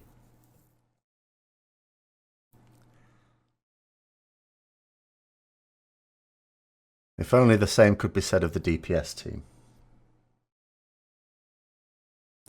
Although at least we don't have any gnome tanks. Because I did, if anyone watched my Black Temple video, I did point out when I was showing the footage of when we did Illidari Council, during Black Temple in TBC, I was in a guild with a gnome tank, and it was horrendous.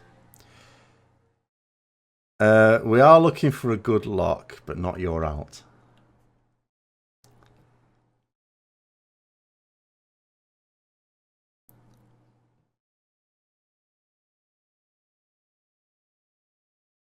Need to thicken out.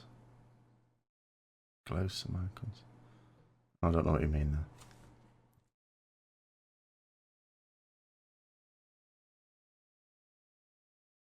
One thing I had to do at some point. Did I use Divine Storm at any point during this fight? Because I did check, because sometimes you have to change things on the fly. I'd never find it if I did. I know what I used to do in WoD is I'd create myself a tell me when to show me Divine Shield being active, because it was quite important to know for soaking on Mythic Archimond. But I haven't really had to use it in Legion. Because usually when I bubble something, I'm only bubbling something for a second or two. But on this fight, I needed to know when bubble was accidentally proccing, because what happened, I killed myself a few times by having my bubble proc, me not realising, and then getting spear, running out to solo soak it, and then clicking F2 going, it's not working, what's going on? And then it's too late to do anything about it. Have I seen Terralians leap with wings? Possibly. I have been doing the PTR. Yes. Well, the thing, we could have done that at one point when we had Terralian's might, but they took it off us. Even though it's not as good as an actual charge. It's really strange. Blizzard keeps saying that charge is a warrior ability, and I don't understand it. Because if you look at all the cinematics and stuff like that has ever been in World of Warcraft, there has only ever been one NPC that has charged, and that was Tyrion. I'm pretty sure he was a paladin.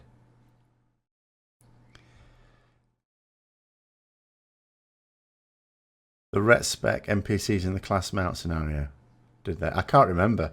I only did it recently as well. I finally decided to just do it to get it out of the way, even though I don't use them out. But I remember very little about it.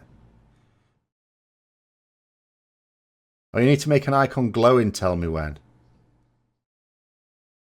Well, you don't need it to glow as such. You can have an opacity change. So you can have the opacity increase. I mean, you probably can put a glow on it. I'd have to check. I've never had the need to do that. But you can certainly tell it to behave differently when you've got 15 stacks of Crusade. That is certainly doable. You say charge the warrior ability, but I don't see it. In the lore, I don't see it. Paladin's charge. I've never once seen a warrior charge in any cinematic or in anything lore-wise. So it's only a warrior ability because Blizzard say it is. Admittedly, they're the ones who made the game, but you know, they don't back it up with their art. Their art department certainly disagree. Should we put it that way? In fact, I strongly get the impression that their art departments and class design departments are constantly at odds with each other. They both have very different views on paladins. Because the art department seem to quite like us. Righteous Blade or Righteous Verdict Relic? Well, it's funny you ask that, because again, and I've got it here, on Discord, we've got this helpful little chart in the Ret FAQ, if you go to the Hammer of Wrath Discord channel. And it gives you, obviously this is the standard set of Tuma Sargeras gear. So it gives you relative strengths of the different relics. So the best one for single target, ignoring Wrath of the Ashbringer, is Deliver the Justice, which is the one that increases our Blade of Justice damage. But obviously, in terms of what's it called? Like fights in general. Righteous Blade is good for like Mythic Plus, of course, and it would be good for... The problem with relics is you don't like change them around. It's not like a trinket. So you're sort of committing yourself to a long period of time of using this relic. So I would generally not favour Righteous Blade myself because it's not going to be that useful in a raid. But if your main difficult content of choice is Mythic Plus dungeons, then it is. So it's going to be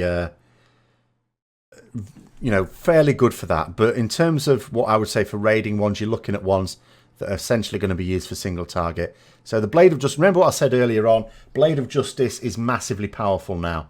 Our 2-set bonus particularly makes it powerful as well. And as soon as we, like at the moment, I'm using 2-set tier 19 and 4-set tier 20.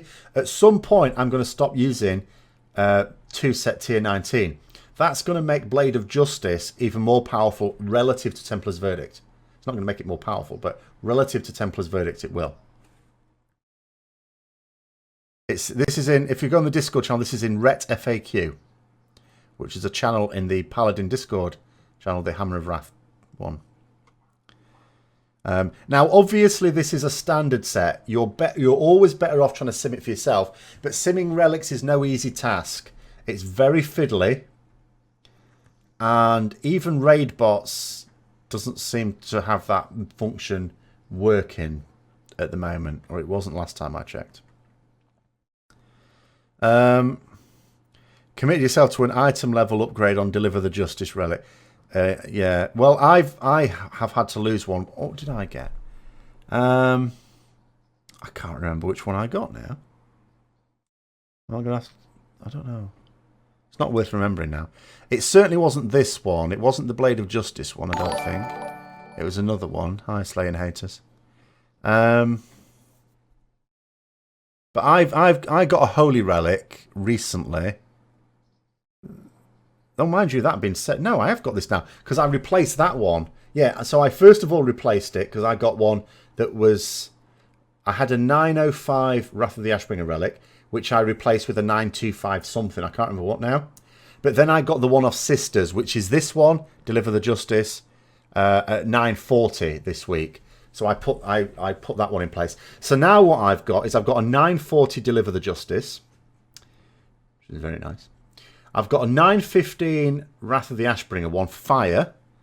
But that will, at some point, Demonic Inquisition will cough up a 931 for me. So then that will be fine. But then I've got a 920 Wrath of the Ashbringer Holy Relic. That one I'm obviously not going to be able to replace with even a mythic baseline Holy Relic. So I'm probably stuck for Holy Relics now. Because I'd need another Sisters Relic to drop that was also another... Well, even 940... Oh, no. I suppose, yeah, okay, that would be an upgrade. But it would need to be Titan, like Warforged Titanforge at least. Blizz hates you with relics. It hates everyone with relics, don't worry. It's because there are so many relics. Because you've got to notice here, I mean, look at this. They've got 1, 2, 3, 4, 5, 6, 7, and that's not even all our relics. This is just all the relics that increase our damage. There are also other relic traits we have, such as reducing the cooldown on Blessing of Protection, increasing the healing done by Flash of Light, reducing the cooldown on Shield of Vengeance, which in theory can be a DPS increase. So, like, you know, we've got about 10 different relics. So the chances of you getting the one you want at a high enough item level is very slim anyway. So it's not bad luck, you just haven't had good luck.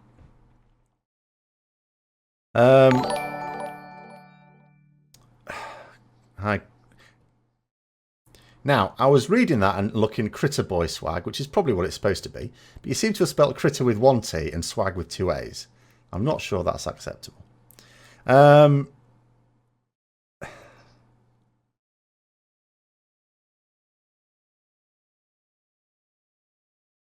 Yeah, you can sim with relics. It's just fiddly.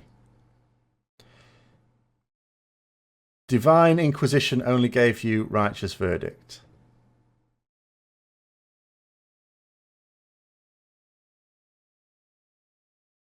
Oh, the Holy Trinket, Holy Relic it drops. Well, that's all right too.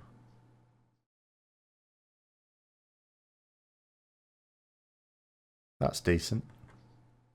But obviously what you want from Demonic Inquisition is the Fire Relic.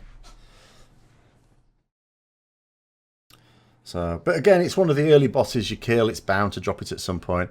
Like, I'm not worrying about it unnecessarily. It will drop at some point. Actually, I'm just going to... Can I see? I'm trying to see what item level my Ashbringer is now. Because it has gone up now with that new... Because I always felt that my Ashbringer... The item level was suppressed because of the fact that I had the Abyss Holy Relics dropped off the second boss in Nighthold. But, hang on a minute. Whereas in Tomb of Sargeras, those Holy Relics don't drop. You've got a Fire Relic, but that's the same item level as most of the bosses in there. Not all of them, but most of them. Let's have a look. So my Ashbringer is now 946 item level. So it's gone up quite a lot in Tomb of Sargeras. So it's so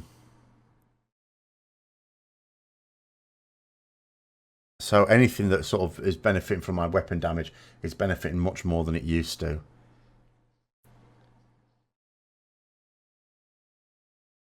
Unless, of course, as I say, I can do Black. I mean, I very rarely do Blackrock Hold Mythic Plus. It tends not to be a very popular one.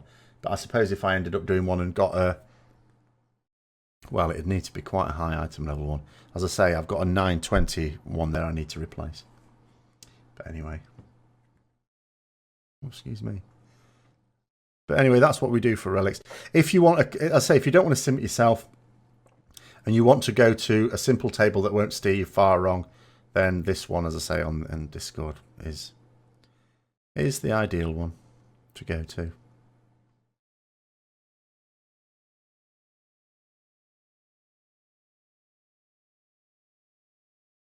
Where else were we? I'm just saying, while we're waiting for other people to sort of throw in some more questions, it's probably worth just mentioning this. I don't really want to. But people keep asking me, so I said, obviously, anything people ask, I'll bring up in the discussion as well.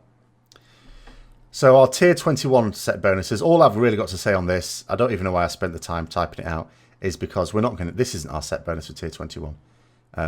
This is what you see at the moment on the PTR. But also on the PTR, if you look at the gear that drops in the raid, it's all got placeholder codes and stuff, so you know it's placeholder. It is placeholder, because if you look at it, you know, I mean, the 2 set, you look at the 2 set and you go, when you spend Holy Power, you gain Haste Crit, Mastery or Versatility, presumably whichever is your highest.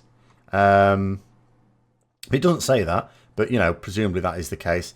And you look at that and you think, oh, that's a bit crap, isn't it? But then you look at the 4 set.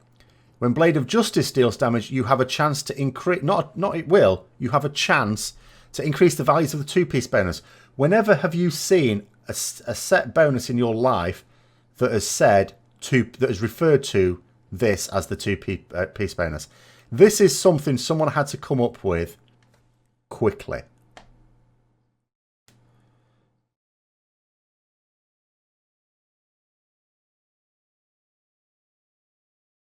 Well, no, you gain one of these stats. You just gain whichever one. It doesn't say, it's presumably whichever one's highest. But it's clearly placeholder. This is clearly a situation where they said, look, we've done these 10 set bonuses or whatever, so we're going to put them on the PTR so people can talk about them. But they can't obviously put some set bonuses on and not others. So they've obviously just come up with a random, you know, just quickly, you know, it's like, quickly, give me a set bonus. You got like 10 seconds. It's that sort of thing. Yeah, we also don't know. Well, I don't think the question is for how long you gain it, because I don't see it staying like this. In theory, the 2 set could stay like that. I hope it doesn't. In theory, it could. Especially as if haste happens to be my highest stat at the time, I don't like random haste.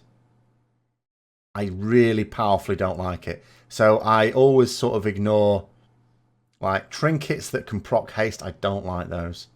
Which is a shame, actually, because I got a 930 item level Chrono Shard this week from my weekly cache, which I'm keeping, potentially just used to prop Paladin.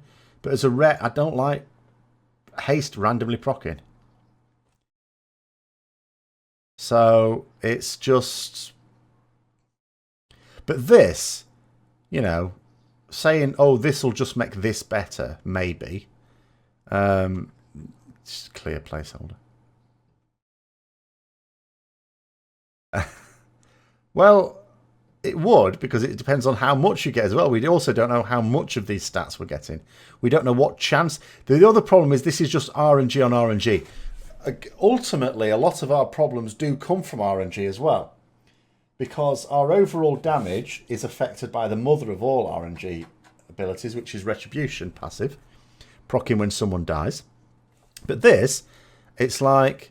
So this is guaranteed. You are going to get a stat. For how long, who knows. And then you use this, and it says you have a chance to increase those values. Well, it depends what the chance is. So, and again, you combine that with something like high stacks of Crusade. That could create quite a lot of variance between doing really well and not doing well. And consistency is so important for progress raids. I remember in WoD on the Sisters fight, the Iron Maidens fight, I used to go up on the boat for the one that drops the puddles. You had to sort of kite it around a bit, but also another one where I sort of tanked a bit, but you were DPSing one. I sort of taunted one to get it on me, and then DPSed another. And you had to, like, it was really tight on time to DPS it. And sometimes, because our set bonuses in Blackrock Foundry was super RNG, sometimes I would do the best damage of that group on the platform, on the boat, and we'd easily kill it. Sometimes it'd be the worst, and we wouldn't kill it, because the difference in damage, doing exactly the same thing, was so varied. Jack, like a set bonus that will do something for your Crusade. No, no. We want nothing to interfere with Crusade. Well, that's the other thing. My fellow Ret in my guild had a 900 Memento of Angerboda. So, and with our guild, which are used to dying quite a lot, he's laughing. He loves it. Absolutely loving it. Because not only does he get a retribution proc when that happens, he gets some combat bonuses as well from his Memento trinket. But no, Crusade is a problem specifically because so many things make it better. You can't, and it's so many things that you can't always have, so you can't balance it. You need to get rid of everything that affects Crusade. Crusade just needs to be a modifier to Avenging Wrath, as it sort of is, with nothing external affecting it. Only chance. But yeah, this tier 21 list is a non-tier set bonus at all. And I mean, as I say, the fact that it's not fleshed out means that it's clearly not ready anyway. We also know from past experience that set bonuses can change quite a lot. Like, we knew of the tier 20, that was actually going to make our mastery a lot better. It was going to favour mastery. But Blizzard didn't like it because, in their words, it gave you a variable bonus, whereas they just wanted a flat bonus. So, but if they don't like us having a variable bonus, again, that's just one more reason to get rid of Retribution too. What set bonus would I like to see? Just something that affects core abilities. Just that. Affects core abilities. Some effect. Does some different effect that will change the way we play a little bit without changing the core mechanics of the spec. The tier 20 does it very well, I think. The tier 20 is ideal because it doesn't change what your general priorities are. The general priorities are, of course, you know, build your holy power and then spend it. But it does mean that we favour Blade of Justice a lot because it does so much damage, and now that it's worth that extra holy power means we want to use that as much as possible, so that becomes super high priority. And this one synergizes fairly well with it as well, so as long as we're using Judgment on cooldown, we're mostly getting all of our Blade of Justices increasing in power as well. So it's not like a flat increase, because sometimes we have had in the past set bonuses that just say increases this ability by this flat percentage. There is at least some interactivity with another ability here, but it doesn't change the core way we play the game either. So you could have someone who played Ret in the early part of Legion and comes to it now, looks at this and goes, oh, okay.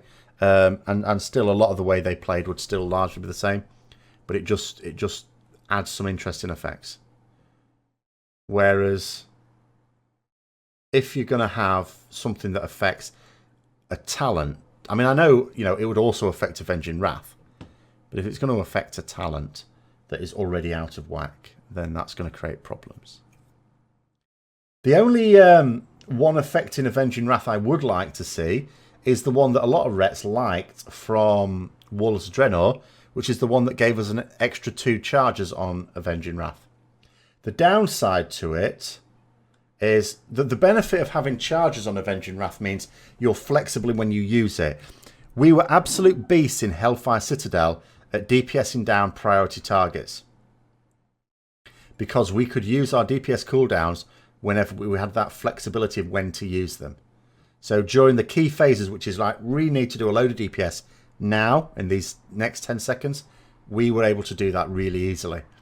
The downside was that you were also going to get more Avenging Use Wraths across the fight, which meant that you had to do less damage in them. But I think that's okay. That's why Avenging Wrath was buffed for Legion, because it had to do more damage because we were losing those charges. But it would be quite nice to have charges on Avenging Wrath again, with a balanced Crusade, not with the Crusade we have now, because that would obviously be far too powerful.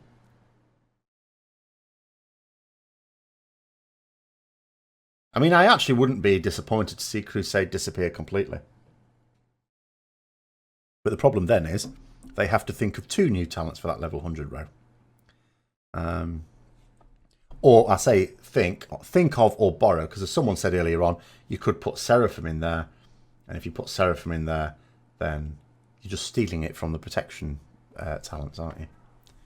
At the same time, Seraphim would be immensely superior to Holy Wrath, so I wouldn't mind seeing that myself.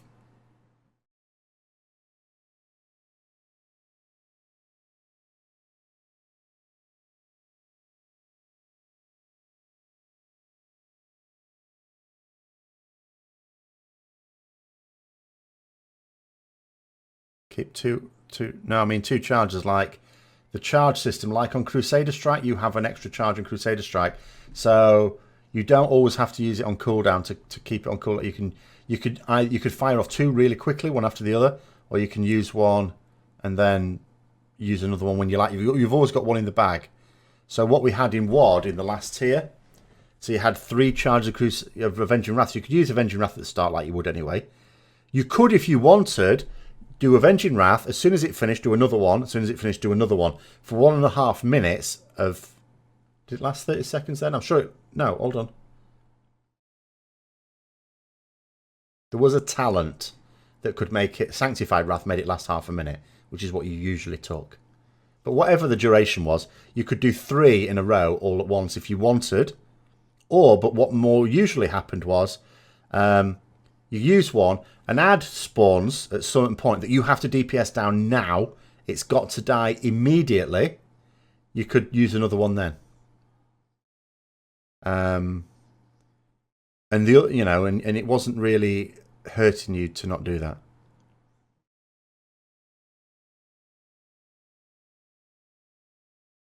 So it allows you to be flexible, because that's something we've always been fairly good at, and I would say we're not good at in Tomb, which is that being able to burst down priority targets.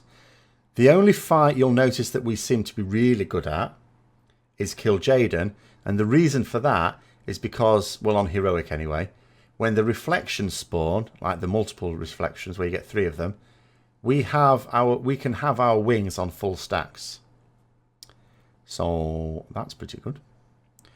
Unless you, I mean, we're getting to a dodgy position now. It's more difficult because we're phasing him into phase 2 quite quickly now. But even then, I'm still able to, for all the reflections, have full stacks of Crusade.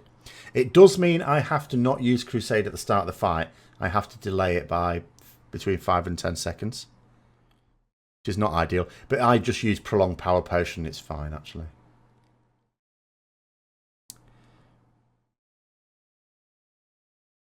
Oh, yes. Yeah, they... Well, some people were using it at the start of Legion. This is how powerful it was. With Legion... So the thing is, it wasn't super powerful in WoD. It was good. But in Legion, with the obviously when you change the way a class works, certain set bonuses can suddenly become super powerful. So there was a set bonus. People were using that set bonus in Legion in the raiding when you were losing massive amounts of item level, but gaining massive amounts of damage. The downside was you're also losing lots of stamina, so you're quite fragile, really. Like Ursoc, for example, was a classic one. I remember using it on that. And then I stopped using it because there was both me and an enhancement shaman in the guild who were using our old set bonuses. And he used to keep dying and I didn't. And then on the kill, I died and he didn't. Again, because of the low stamina, just that burst of damage that would go out. If you weren't on absolutely full health, you were going to die because you just didn't have enough stamina. I died. But yeah, you should never... I don't understand why they don't just... like, if you've got... So from WoD ones, obviously we were level 100. They should just stop them working at level 110. So it's like you can use them up to level 109 while you're leveling. As soon as you get to level 110, those set bonuses are deactivated. And I don't understand why Blizzard didn't do that. Such an easy thing to do. And... what does the new feast do? I don't know. I read about the feasts, and now I've completely forgotten. I don't know, I'm afraid. As soon as you said it, I remembered it for a nanosecond and then forgot again. I don't know.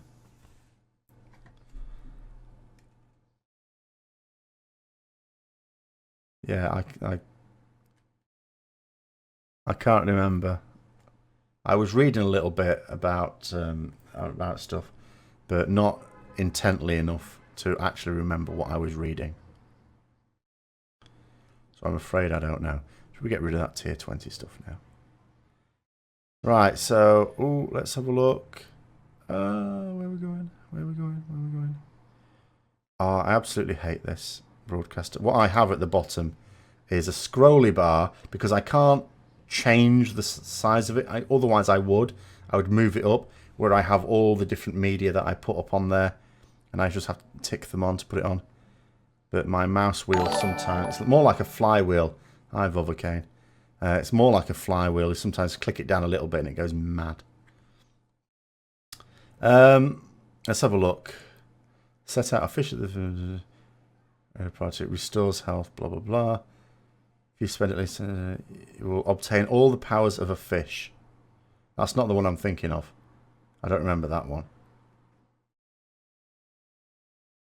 All the powers of a fish would just presumably mean underwater breathing, wouldn't it? Does it mean basically you get increased swim speed and underwater breathing? That's what it sounds like to me. I'm going to guess underwater breathing and... yeah, faster swim speed.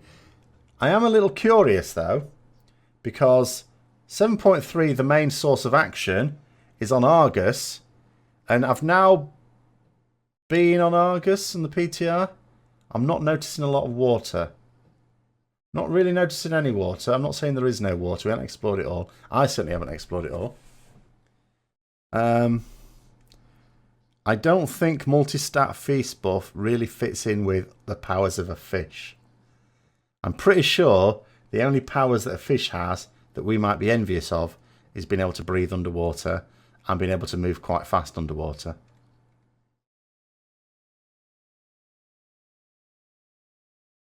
What's the best trinket combination for AoE? It obviously depends on the item level of various things you've got. Moonglaves is awesome for AoE. Claw of the Crystalline Scorpid is good if you can have it at a high item level. So if you had a very high item level Claw of the Crystalline Scorpid and Moonglaves, those would both be good AoE trinkets. A good solid stat stick is also very good for AoE as well. The best for single target is Infernal Cinders. Again, it depends on item level. But in terms of what you can realistically get without having to hope for Titan Forge, so you're probably talking about Tomb of Sargeras ones. So Infernal Cinders is good. Vial of Ceaseless Toxins is good. Spectre of Betrayer is good, or Spectral Betrayal is good, if the boss doesn't move about a lot.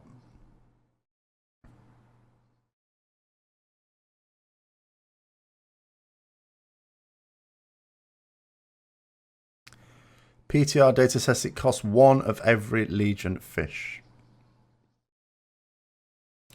Quite a lot of Legion fish, aren't there?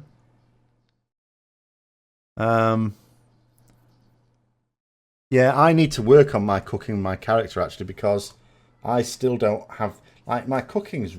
I've really slacked on my professions in this expansion, primarily because they've been so finicky. Not in a bad way, but you know, there's been so much to do to get them up. But I can't make the feast, for example. It's the first expansion ever when I've not. Well, no, I tell a lie. There was one recipe I didn't get in vanilla that was a raiding one, but generally I've been quite good at my cooking. 6, is that all? Okay, I thought it was more than that. Oh, well, that's not too bad then.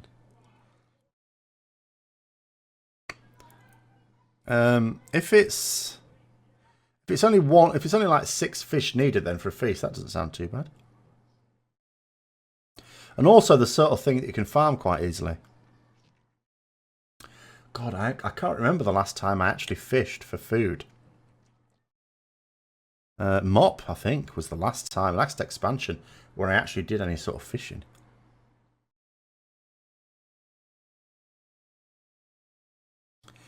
You have a 930 Blade of Justice Fire Relic. Sure. Probably not. No. It's worth about 10 item levels. The Wrath of the Ashbringer over the Blade of Justice one. Again, we'll plonk this up.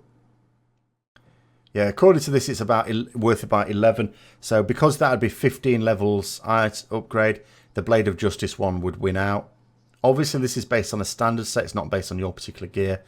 But the Blade of Justice relic is a very good one. So yeah, you should use the 931. I think we can be fairly safe saying. No, I haven't. I haven't done the fishing artifact. Again, it's one of those things. There's several things I haven't done in Legion that you'd think I probably should have done, and I haven't. And I should probably do them this summer. So on my bucket list for this summer is doing some fishing to get things, not just because it's interesting. It's not. Finishing off the balance of power, which I have, or at least properly doing it. I'm still on the Emerald Nightmare stage because I never bothered with the balance of power when I was doing. So anyway, yeah. So I have to do it LFR. What other things are on my list? Getting the some Ashbringer skins, even though I don't want to use them. There's a few other things as well I've completely forgotten. But there are things I need to do in game. I suppose level up. Oh yeah, level up my shaman and get the shaman mount, because the shaman mount is very good, and I want that. So I've got a shaman. He's on like level 900. No, yeah, 900 behave. 102 at the moment.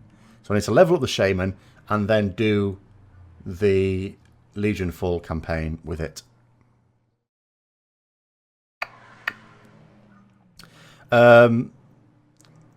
Well, you can't, because I did a run of Emerald Nightmare and I still haven't finished it. But hopefully another one will do it when I can be asked. But I usually can't be bothered with LFR. So it'll take... But I will, obviously, now that I've got more time in summer, I won't have the excuse of, oh, it's time.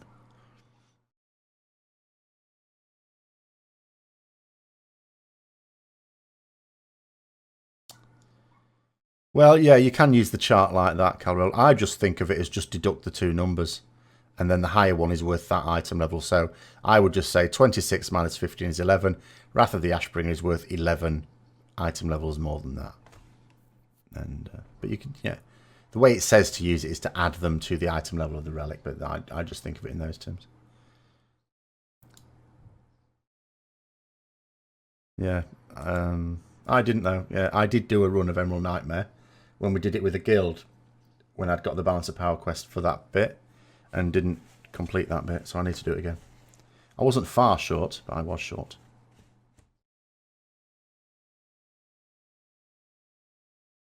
I also need to do a load of quests on my Hunter, because my Hunter at the moment has a full quest log, and I keep looking through the quest and thinking, no, I want to do that quest. No, I don't want to remove that. So I need to do that as well. Worst part of getting an out through lead for is knowing Khadgar doesn't really need all 2500. Yeah, I know. Yeah. Because I would have to build up the 2500. I would have to do invasions and stuff like that. Or hope to get lucky from that scabby little demon with the chess. He still refuses to give me 100,000. I'm going to beat him up one day. Well, they may have done, but I still have to do them. I still have to do content I don't really want to do for the sake of it. I mean, to begin with, of course, the invasions will be fine because they can be rewarding to begin with, but Cradle of Anguish is no good for progress. It's certainly not in Tomb of Sargeras, because there are a lot of fights where you'll drop below 50% health. He can potentially drop 100,000 shards, and yes. The other Ret Paladin in our guild got that. Obviously, it doesn't happen very often. It's very rare. So yeah, Xavier, Cradle of Anguish. So on Goroth, for example, you know, when you get the crashing comet, or when like burning stuff happens and he blows up all the pillars, you can easily drop down to below 50% health there. So if that happens on a regular basis, no good, because you've got to, you know, you've got to build it back up as well. So then Demonic Inquisition, again, people keep pointing quills through you or something like that. You can easily get dropped below 50% health on that. Harjatan, the Soaky Soak thing, what's it called? Unending Anger or something. That is obviously going to drop you potentially below 50% health on a regular basis. Mistress, you can easily get knocked below 50% health with the Hydra shots, stuff like that. You know, I could go through them all. So Cradle of Anguish is a terrible one for progress. I mean, I coined it. It was a disaster. I coined it this week from the boss. It's the boss that drops my Bisfire Relic. Or our Bisfire Relic. I don't know what he bought with it, actually. I'm not sure. He may have done. I'd be more tempted to get relics now. The last few things I've bought from them have been relics, in the hope of getting a Titan Forged Wrath of the Ashbringer relic. That's probably more worthwhile than the... Because even if we get a Titan Forged trinket, not all of them are necessarily an upgrade. So relics are starting to look a little bit more interesting. Obviously a 955 memento or something like that would also be of interest. You can't get the new trinkets from the relinquished things though. Well, you're not supposed to be able to anyway. What's the max eye level you can now get with shards? The same as anything. Titan Forging is universal, so when they raise the cap, it works on anything. So it's 955. So I'm going for a 955 Holy Wrath of the Ashbringer relic.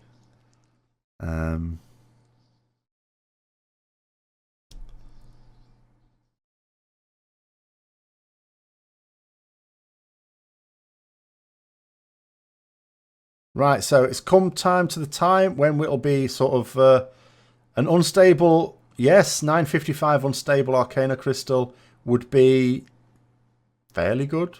Yes. I wouldn't say no. You got a Spectre from tokens. Oh. So that's another thing Blizzard got wrong then. Okay, fine. I didn't actually realise that. They said that you don't get the new stuff from those things. Now, granted, they also said that about legendaries, and that turned out to be untrue. So it's obviously untrue about the trinkets as well. What's the best trinkets if it doesn't have to be from Tomb of Sargeras? Stat sticks, particularly with haste or crit on them. Memento.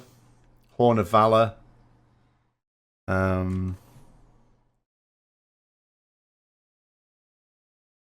Arcano Crystal. Those would tend to be of some of the better ones for us.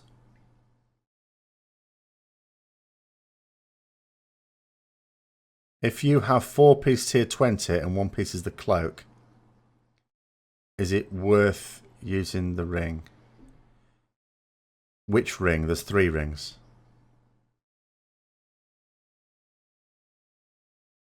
Well, you could have also got it from a cache, Eldritch. You may have got it from the cache, as in for, you know, the mission cache. If you're not sure where you got it from.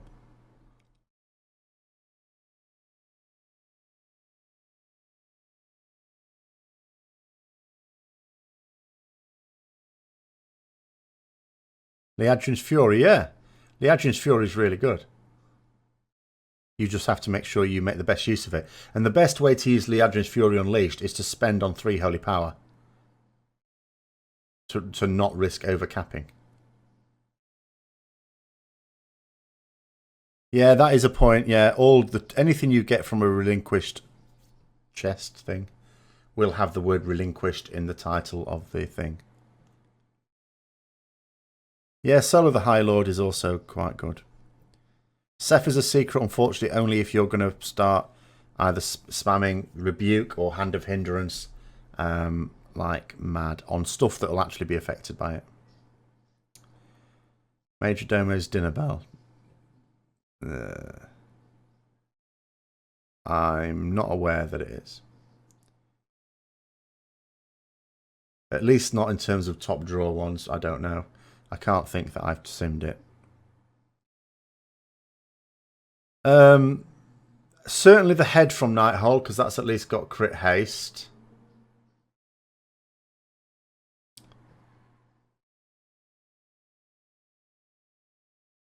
Yeah, the shoulders as well.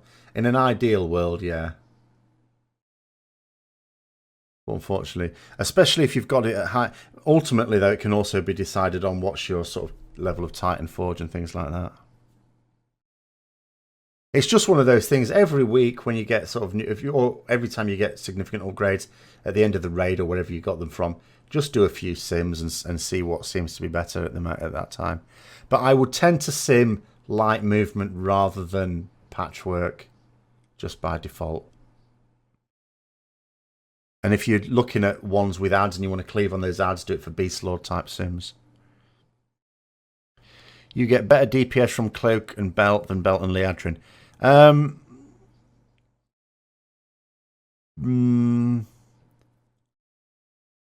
But didn't you say that one of your tier 20 pieces that you needed was the Cloak?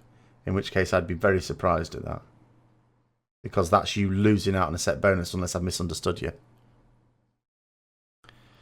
I don't like random haste procs. The Nightmare Egg, no, I chuck it in the bin every time.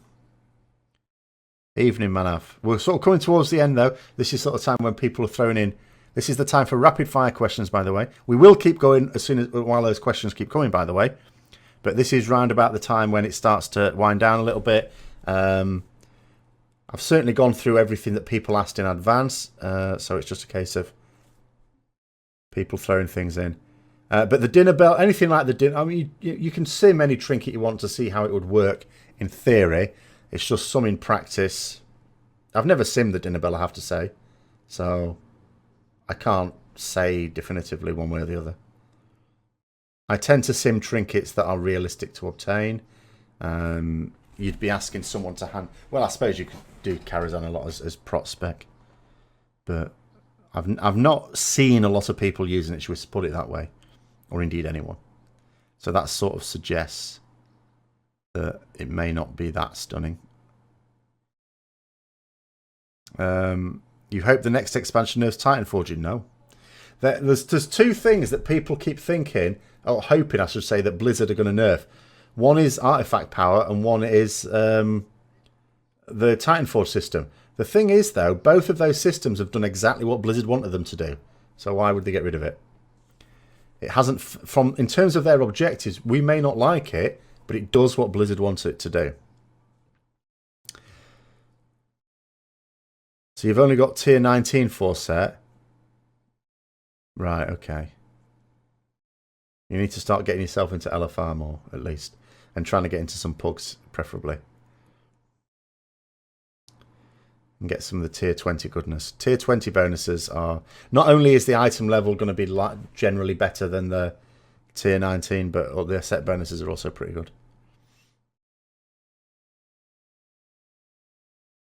Yeah. Now that's a good point. So when you're into ultra, what I call ultra farm, which is like farm where you do the fights completely different to the way you did the first time you killed it, sometimes the legendaries and trinkets that wouldn't have been considered sensible ones to take then can be at that point, yeah.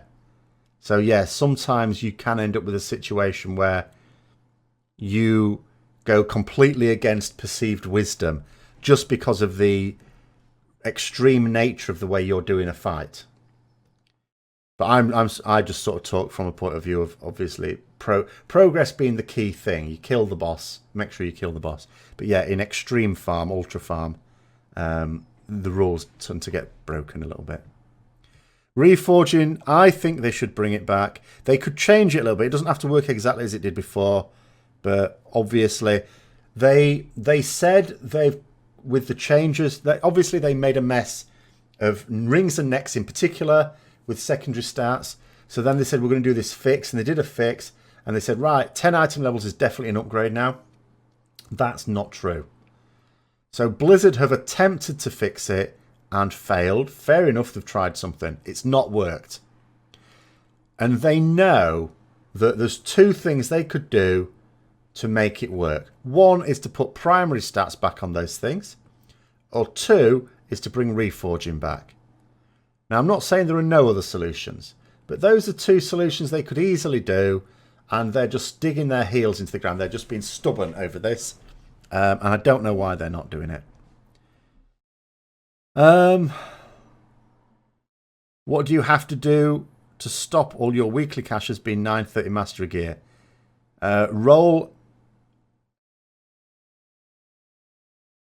Basically, you want to roll a spec where mastery is useful. Say, is it useful for prots? I think it might be good for prots. So maybe open it as prot spec, and then you get something that doesn't have mastery on it. You do risk getting something that's only good for prot, though, by doing that. You might end up with a tanking trinket or an iron relic or something.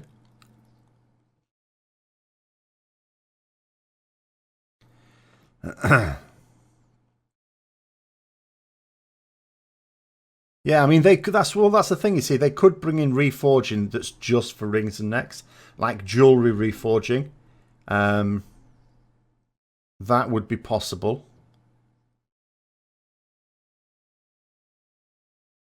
See, their argument doesn't really cut any ice. Like they say, well, we don't need reforging because we don't have to hit any hit or expertise caps anymore.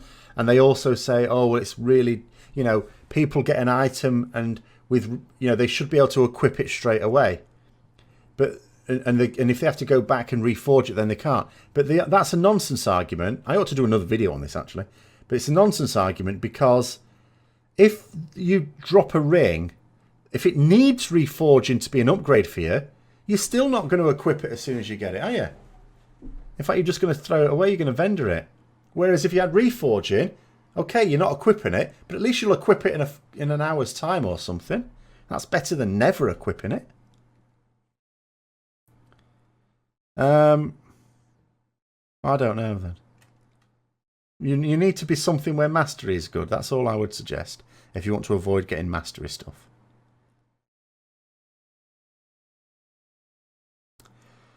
At what item level is it probably safe to replace two-piece? I don't know. You just have to keep simming it like I will. I'm just keep simming in it. Every new video hype. What video? Where? Oh, right. Yeah. Well, I should. I mean, I know I have done. I did do a video on reforging.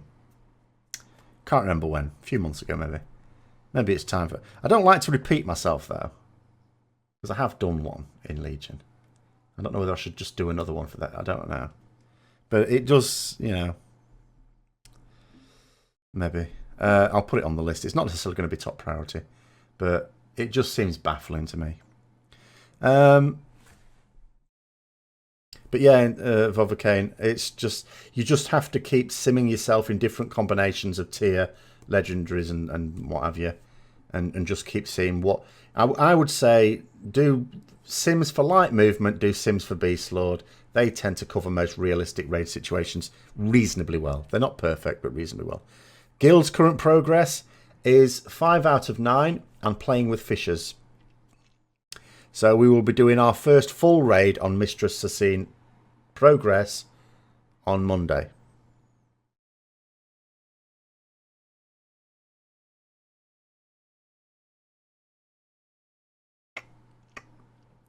No problem, Vovocane.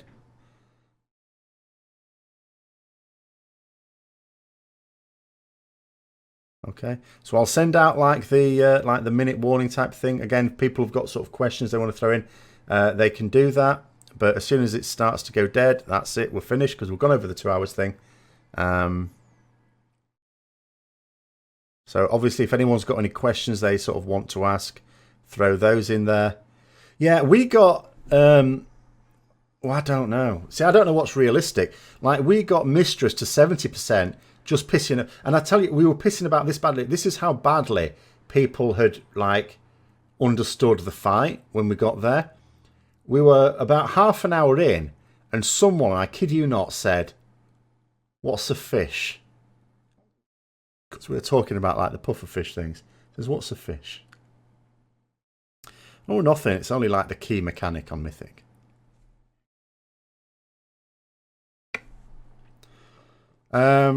I don't know what they're going to do with us this week or when, but at some point something has to be imminent. But yeah, so for Monday, hopefully people actually know what they're doing on it and we can make some proper progress. But as I say, but sometimes it's easy. Like you can say, oh, well, we got to 70% without knowing what we were doing. But sometimes it's easy to get to 70% on a boss without knowing what you're doing. What you need to do is to get to 70% without anyone dead. That is more of a challenge.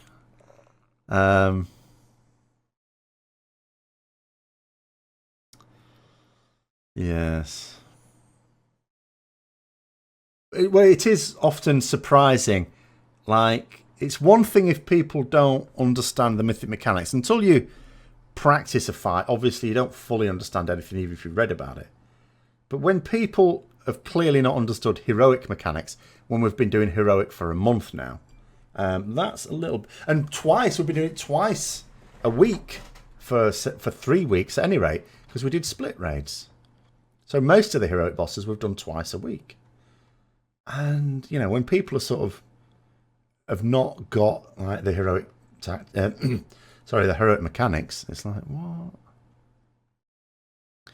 I don't know anything about Volcane, but I strongly suspect that they are working on something right now, which I would hope is imminent. At the same time, I am genuinely surprised they haven't said anything yet.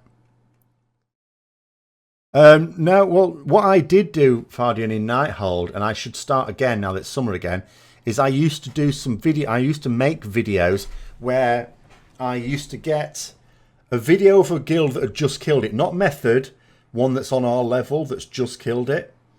Obviously a bit ahead of us because they've killed it. And I used to break down that fight and show the different mechanics. Obviously also of a guild with a similar makeup to us. And so I used to do an actual video guide effectively and post that in our Discord as well as our tactics chat thing. And I used to get people to watch that. So I shall start doing that again.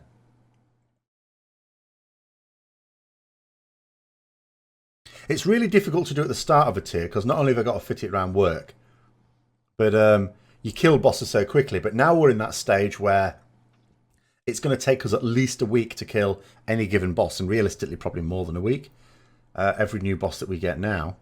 Maybe not Maiden, I don't know. Although I can see us cocking Maiden up. We cock Maiden up doing it on Heroic. No, this is Guild only when I do that. I would do like guide videos for all of these things in Tomb of Sargeras, but not the ones I do specifically for the raid.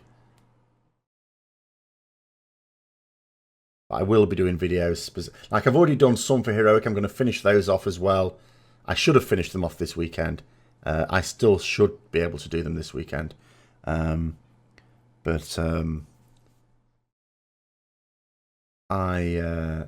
to start on Mythic ones next week.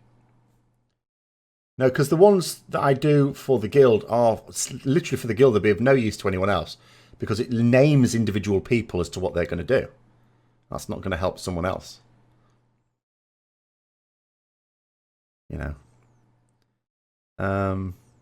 Because no other guild has a Mongo style, for example. They may have a rogue, but they don't have that particular one. So we'll just have to go with that. But anyway, so I will again last call for any last little questions. I haven't seen anything sort of burning in terms of Ret Paladin, so I'm guessing we're close to being done here.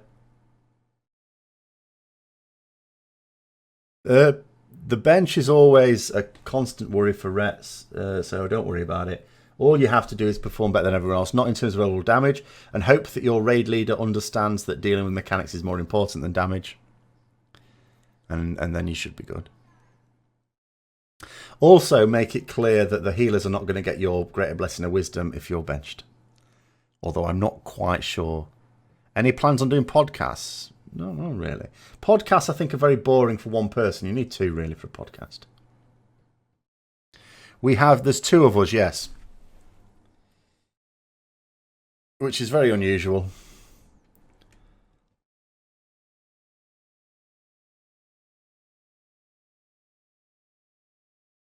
I don't... See, I think people overestimate wisdom. It's good, don't get me wrong. But, you know, we should be better without it. Our healers don't fight over it. It's really weird. Like, I mean, I suppose there's myself and the other Ret. We give it to our two top healers. There's probably, I mean, if there was a fight, it wouldn't go very well because we've got two healers that are clearly better than the others. So, I don't suppose there's very much argument over who gets it. And one of them's an officer, so they get mine.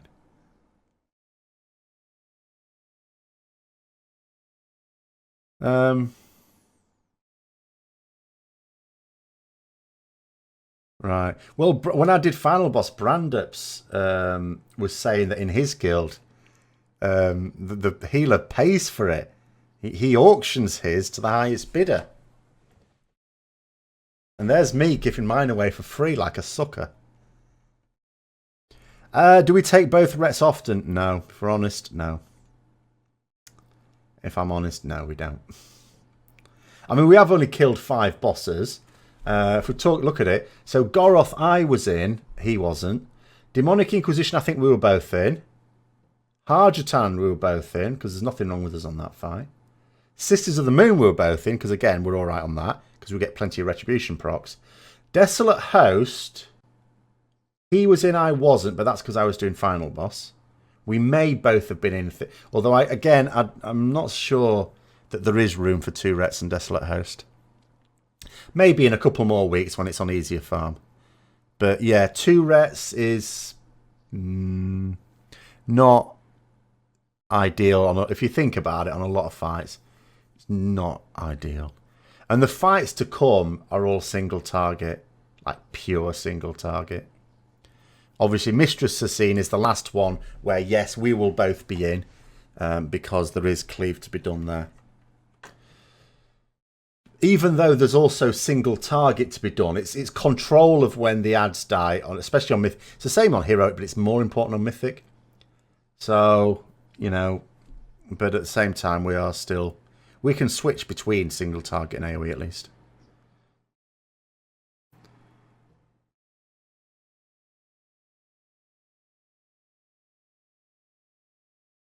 What fights is Umbrella Shine on? What's Umbrella Shine? Avatar is a disaster of a fight for us. I cannot see what I can do on that fight on Mythic. Oh, Moonglaves. Moonglaves would be good on, let's see now. Maybe Harjatan. You could get some use of it on the Murlocs. If they get grouped up, well, you could certainly get some use out of it on Desolate Host. It's probably not ideal on Mistress Sassim because you lose control over it and you don't want to kill ads too quickly on that one. So it's sort of control of ads. So I would say probably Harjatan and Desolate Host only. But where it's really, really good is Mythic Plus Dungeons. Take it in Mythic Plus Dungeons.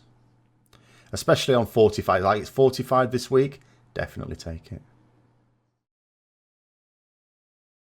It's not a change of mind about podcasts, but the podcast, like, needs to be a discussion. Otherwise, it's just a vodcast, isn't it? That you're doing without any cameras.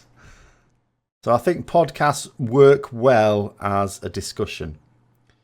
Which means you need someone to discuss things with. Night, Jack. I think we are... Yeah, we're close to being done here anyway, I think.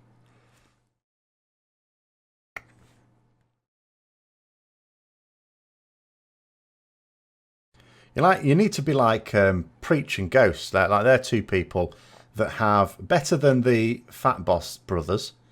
Like I've said this before, because they have... Preach and Ghost obviously got a lot of respect for each other, which is essential to do one of those things. And they have different points of view. So that's ideal. Elefar? No one, you don't wipe on Elefar Goroth, surely. I did Elefar Goroth once. I didn't wipe. Yeah, well, oh no. Then you've got to come up with questions to keep the conversation going. Otherwise, or you might end up with someone who doesn't say anything. It's kind of... I think there's a skill to interviewing. I have actually... No, I mean, you say about interviewing. I have actually sort of wanted to do a few. I did approach a couple of people to do them. But they said no. Maybe at some point in the future when people say yes, then I'd be able to do them. No, I don't pay any attention to my damage. My damage is frequently lower than the other Rets because he likes doing his damage. He's not a complete DPS whore. If you tell him to do mechanics, he will. But if you don't, then he won't. Whereas I will just always do that.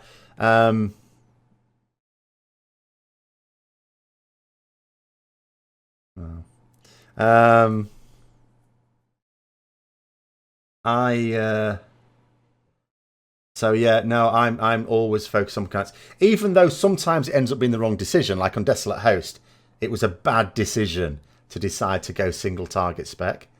Because, you know, even though what we were failing on was single target, it was a bad decision to do that. But yeah. But anyway, I'm going to call it an end there. I will top and tail it as usual and stick it up on YouTube as well for those who weren't able to see it live. There will be another one, I guess, next month sometime. Last couple of statements then. Yeah, well, you do. The problem is I'm outside as well. Now, I know why I'm outside. I'm outside probably because we can solo one spear if we get it. But inside, it'd be a piece of piss to do loads of AoE damage inside in the Soul Realm because you don't have to move. Apart from if you get like Shattering Scream. Whereas, because people are, you know, with the, what they call Tormented Cries, and people keep dropping the fissures as well just behind us. Like, So even when sometimes there's ads up and I can't actually get to them. Yeah, well, I mean, I pay no attention. I don't even have my damage meter showing when I'm doing a fight. I focus entirely on doing what I usefully can. If it's not enough, it's not enough. But I just focus on doing what I usefully can. And I don't ever get, you know, sidetracked by, oh, I need to look good on meters. I don't care about that.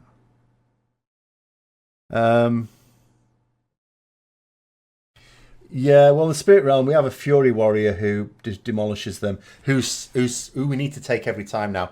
Because the irony is, and he'll be unbearable to live with now, because, I'll just put my last statement before I run it off. We were wiping on Desolate Host basically all Thursday, and at the end of it, the raid leader said, right, we need to get Aris in, who's our Fury Warrior. And he came into the Spirit Realm, and we basically killed it there and then.